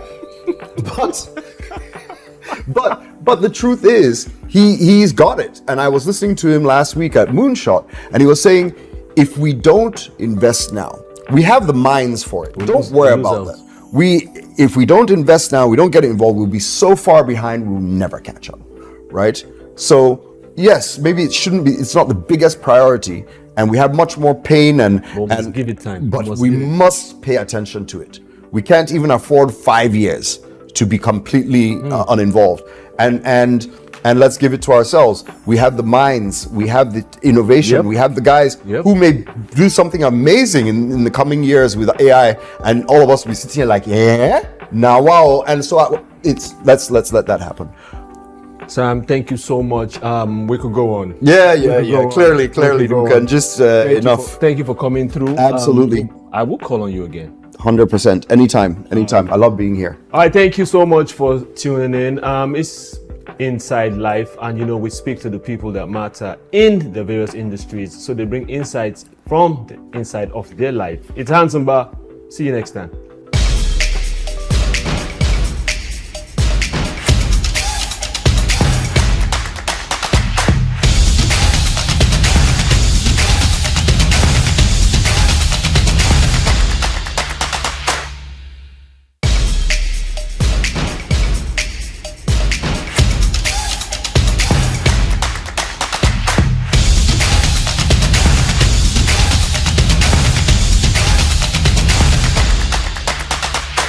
I'm not saying I'm going to give up on busking, but I'm not going to do busking forever. Welcome to another edition of Inside Life. My name is Hans Mba. We are on Souq News Television, as you already know. On the show today, we have another special guest, like we always do every time you see Inside Life on your screen. Now, this is a musician, like one of my friends likes to call it, I like to say. So he's a musician of a different kind. This is so he performs, or he hones his skills on a different kind of stage. I will not tell the story for him, but let him do it. He's none other than Komi Flame. Komi Flames is in the house, but I like to call him Daniel Ahanji. How are you doing, sir? Very well, sir. First and foremost, what you do is different. And I think I know where it's from, but I would like the people to also know where that came from. Tell us what you do. So my name is Komi Flame, and I do busking. Busking is an act of playing on the street to entertain people and also to make tip from it. All of this stress I've been under. Rather my cup running over, but I'm okay tonight. Oh, yeah, we gon' be alright, but I'm okay tonight. Okay, if you say it like that, it's a bit iffy. So, busking, break it down for us. What does the art of busking? Because from what we know about busking, from what I know about busking, it's you see it on movies when people travel on trips. You see people on the streets. So it's either their hats open on the floor, they're playing a keyboard, or they're playing drums, or they're actually just singing. You know. So explain your type of basking or busking. Busking? Yes. Please explain to us. So my type of busking is me singing and playing the guitar at the same time. And also busking is spelled B-U-S-K-I-N-G, not B-O-X-I-N-G. It's spelled B-U-S-K-I-N-G. Okay. So busking is an act of playing on the streets to entertain people, or playing in any public place at all to entertain people and make people listen or watch what you are doing. It might be music, playing an instrument, magic, anything. Just a public showcase of anything you can do, and that's just it. What makes me in awe of this art, right? It's a different kind of art, it's iffy almost. Why busking? Why did you believe in busking? Because I know from around here, I've been around a while. I've been around music circles. I've been around, entertainment for a while. Yeah. I've never seen anyone do busking In this part of the world, right? In this part of the world. So I really we want to get into your mind space. How long have you done this for, by the way? I've been busking since 2019. So let's just go back a bit. So why busking for you? How did it start? And why did you choose it? I started off playing the guitar around 2018 again. So my friend taught me how to play the guitar. He's a very good friend of mine. So he was being taught in church, and he'll come back home to teach me how to play the guitar. So that's how I learned how to play the guitar. So you didn't go officially or anything? I didn't go for any class or anything. You played, like my friend would say, you play by hearing. Yes. Okay. So he was learning from his church, and he would come back home and teach me with his own guitar. So from there, I was learning the guitar, and before then I could sing. Yeah, I sing in churches, fellowships, and stuff like that. Yeah. So after that, I saw someone doing busking in Nigeria, actually. Yeah, okay. In this part of the world, but he does not do it any longer. Yeah. So I saw someone doing busking at that particular time while I was learning the guitar. So I was like, where was this and when? This was around 2019, so I guess the beginning of 2019. Yeah, so I saw him doing the busking, and I told myself, no be the same guitar where I play with this. So I saw him doing it, and his heart was down in a mall in Souq. Yeah, so I told myself that I'm going to up on my guitar skills and up on my singing skills too, and I'm going to do this same thing at this same place, maybe during December, because I know normally December people are always out in the mall. So I told myself I was going to do the same thing there, and I made it happen. So that was it. Like you saw one guy at the mall in Nigeria. Exactly. Did you have a conversation with this person? What's his name? His name is Alex. Alex C. We still talk sometimes. So why did he tell you why he got off? No, he just he still do music, just he does other businesses and stuff like that. And normally busking is not easy, so anyone that might just give up on the craft, give up on busking, not on music, maybe to chase other things, it's not a bad idea. So are you going to give up on busking? I'm not saying I'm going to give up on busking, but I'm not going to do busking forever. Obviously, no one does anything forever. Yeah. But so how, so you saw Alexi and you said, this is what I wanted to do. So at the time, did you see the prospect of making a living from it? No, not really. So it was the passion from the guitar playing, or was it the passion from that boldness? You seen the guy just go crazy with his art. That boldness no fully come.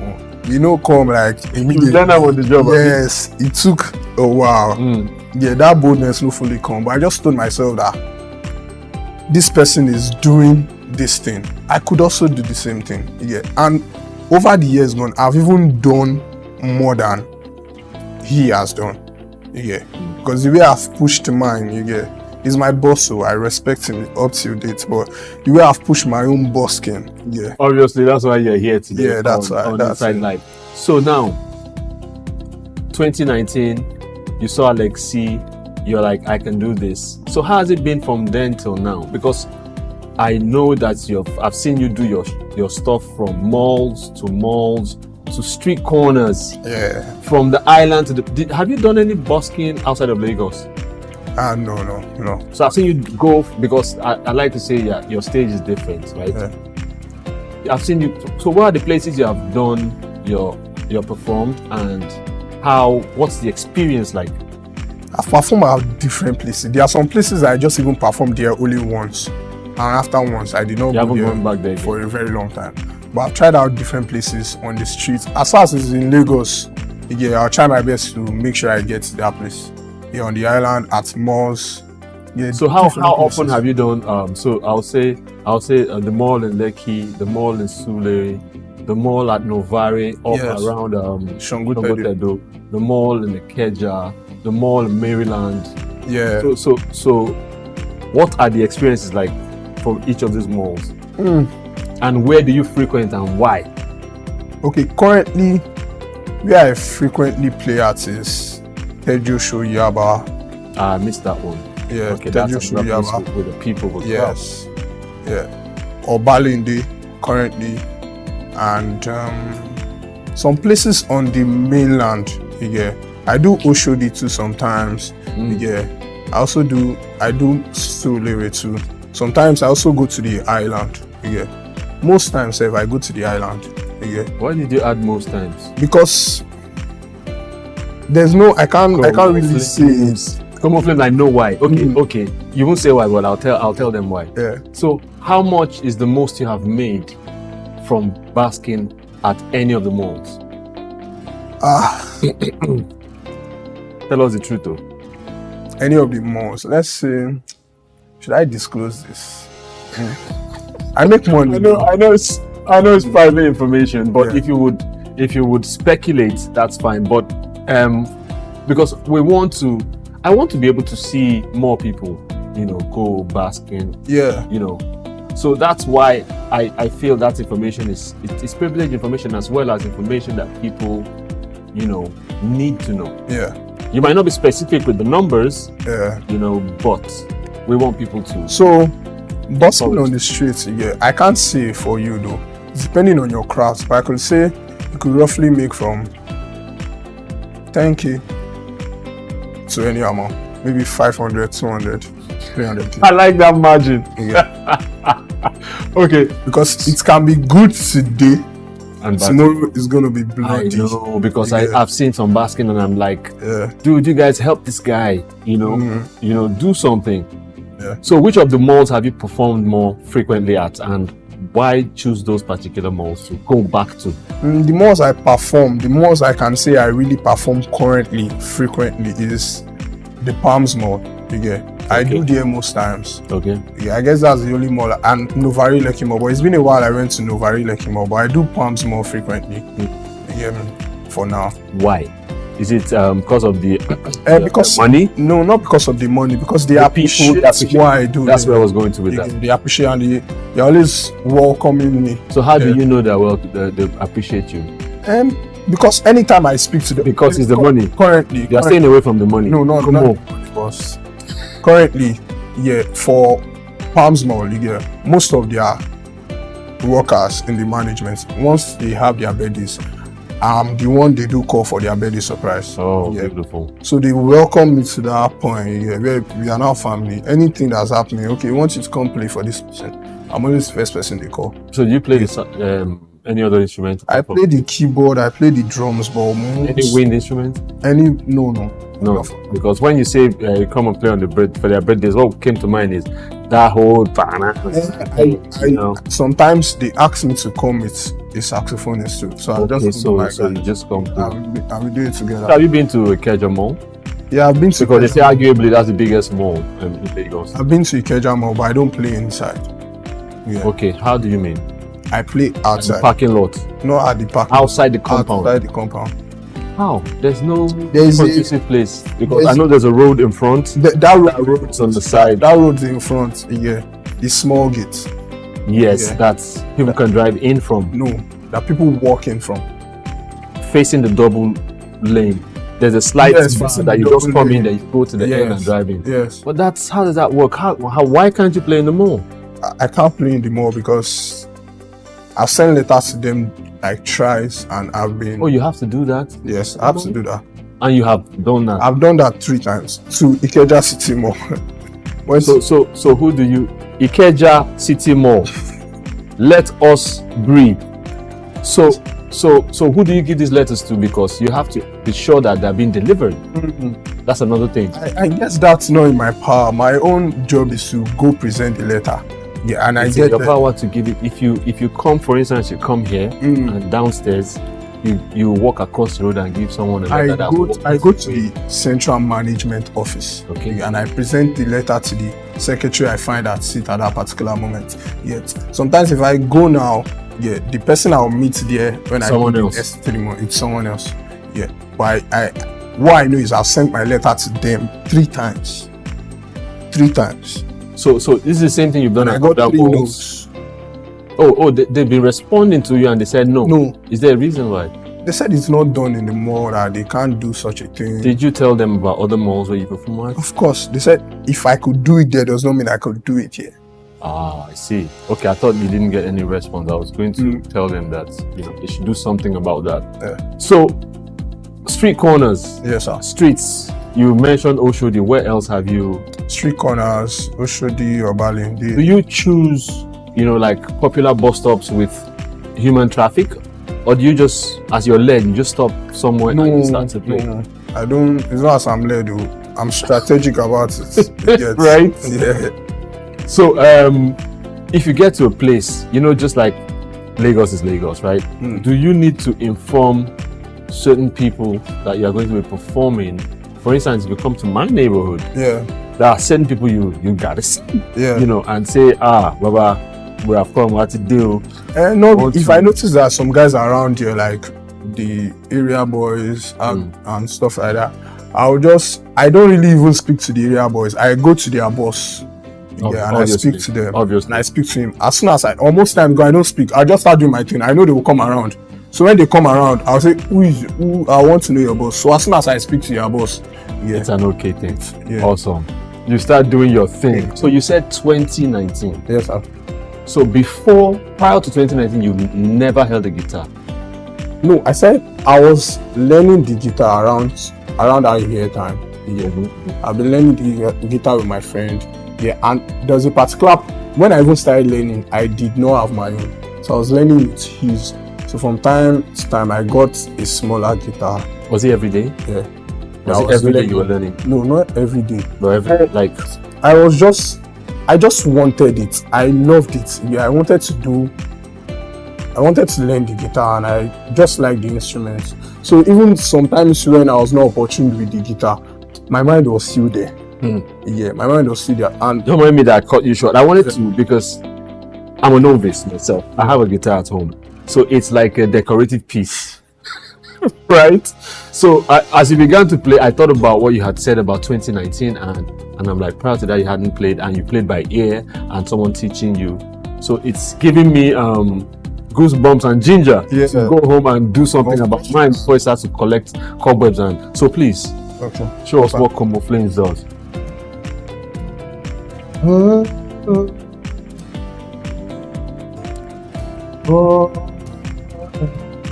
Happy no fair to me. Say I never call you through it.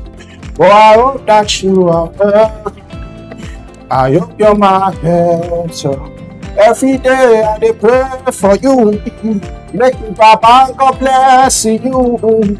See I don't forget you. Say I go forget you. See my shoulder. Make you rest up on me. No, I got you. Now me be your friend in the money don't show down. I don't keep some for you. No go so far. Cause anything I did not for me and you. Yeah. How are you, my friend? How do you do, my friend? I know sometimes it be like say nobody send you down for another. I did for you, my friend. I wish I had a studio audience.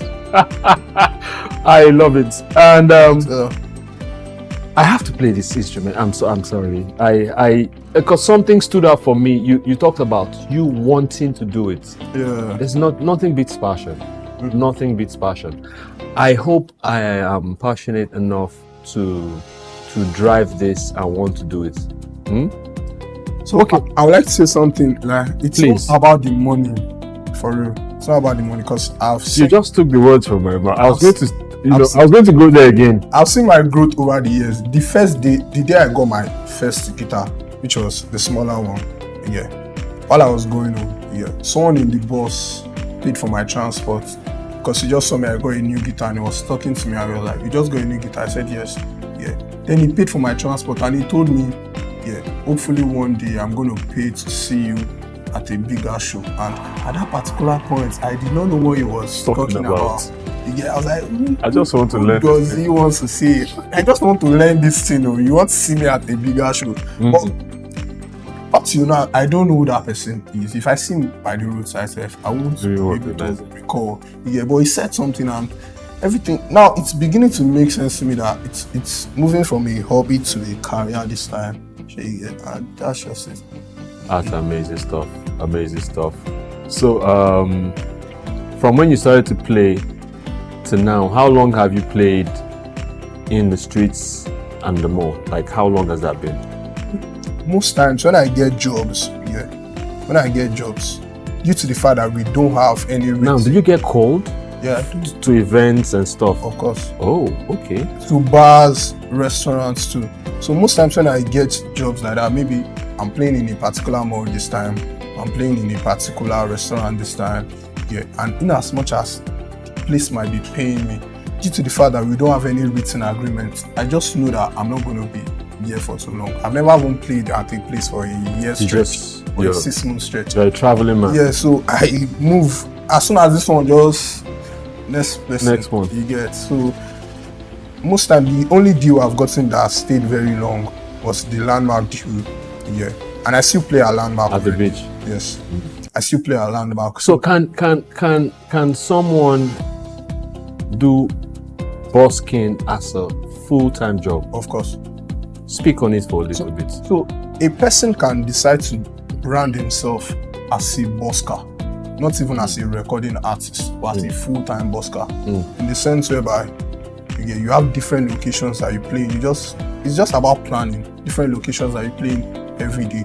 But you just have to understand the craft you get. You don't have to do the same thing. You have to add ginger. You have to add different things to what you're doing. You have to make it interesting so that if I see you today and I'm seeing you maybe next 2 weeks, there should be I should be willing to see you again. So it takes a lot of work. So that it does not get you have to boring. Keep upping your game. Yes, it does not get boring over. It's actually it's similar to going listening to an artist sing, and also going to their page to listen to their music. So when you aspire to see them on stage, you don't want to hear what you're hearing on the streaming platforms. You want to see him do the song differently, which is why I understand what you're saying there. Okay. So it can be a full-time career. Yeah, of course. That's strange. The only place I've seen this is overseas. I watched a video on YouTube. Yeah, because most times I get my ideas of the busking craft. Most people that do videos that inspire me are any kind of video. People that sing. That does busking abroad. Okay. They are the white people. Okay. So I saw a guy that made a video that he quit his banking job to come do busking on the streets. That's why I felt it was strange when I so saw for him to do that means it could be a job. It's also his own job too, doing it at different locations and different. But many times, I know people that I know creatives are crazy people. Yeah. Passionate people are crazy people. Yeah. Right. So many times when he says, "Okay, I'm leaving a bank job to go busk," right? He's not looking at the money. He's looking at the satisfaction, the fulfillment. Now, tell me about what that is for you. Okay, me, while playing on the streets, most times while I'm playing too, while I'm performing, I must enjoy what I'm doing. So if my setup is not giving me what I want, I just have to make sure that I'm getting that sound that I want from my guitar or from my mic or something. So my setup and what I'm doing I must actually enjoy it. So if I'm enjoying it, what I'm doing at that particular moment, I don't even care what anybody is putting in my basket. Yeah, I'm alright. But there is a basket. Yeah. Well, you see, what I pick from that is when you're enjoying it, it radiates. Yeah. People can tap in. Yes. I've seen someone I was sharing earlier. I've seen someone that was, busking, and his heart was just there, eyes closed. He was just playing away, And this lady came. She looked at him. She got out her phone. She recorded for a while, and next thing, she obviously didn't have cash to give. Yeah. Next thing, she walks up. She walks up to him behind him and just gives him a hug. Gives him a tight hug and just walks away.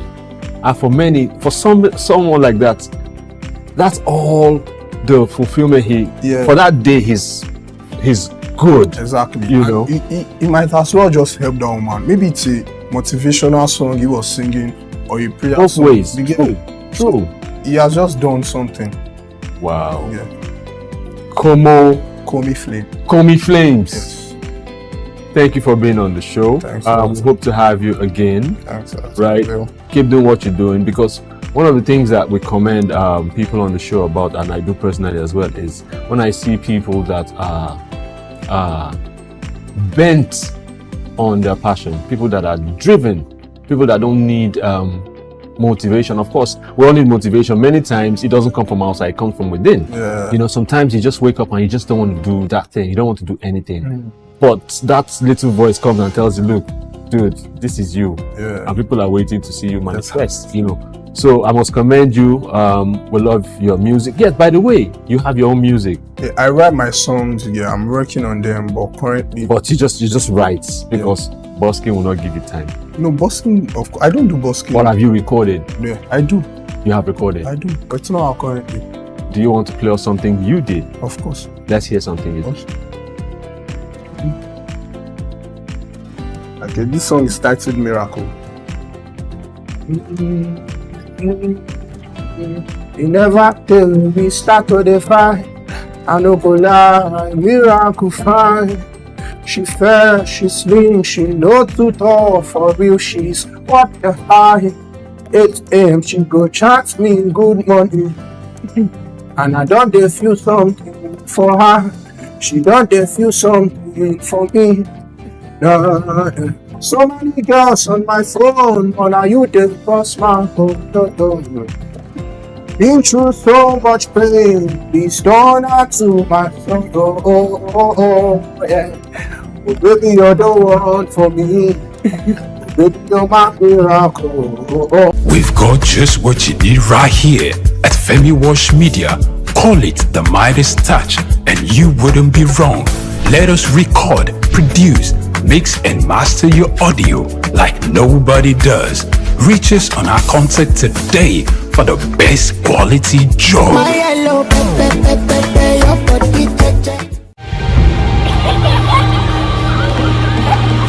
What keeps the heartbeat of a community alive? Is it the courage to create, the power to connect, the vision to transform? Well, it's all of these and more. It's a symphony of ideas, innovation, and industry. But where do these stories come alive? It's right here on The Isle, 104.9 FM, the station where dreams meet action and growth finds its voice. The Isle, 104.9. Business, economy, development. Stay tuned.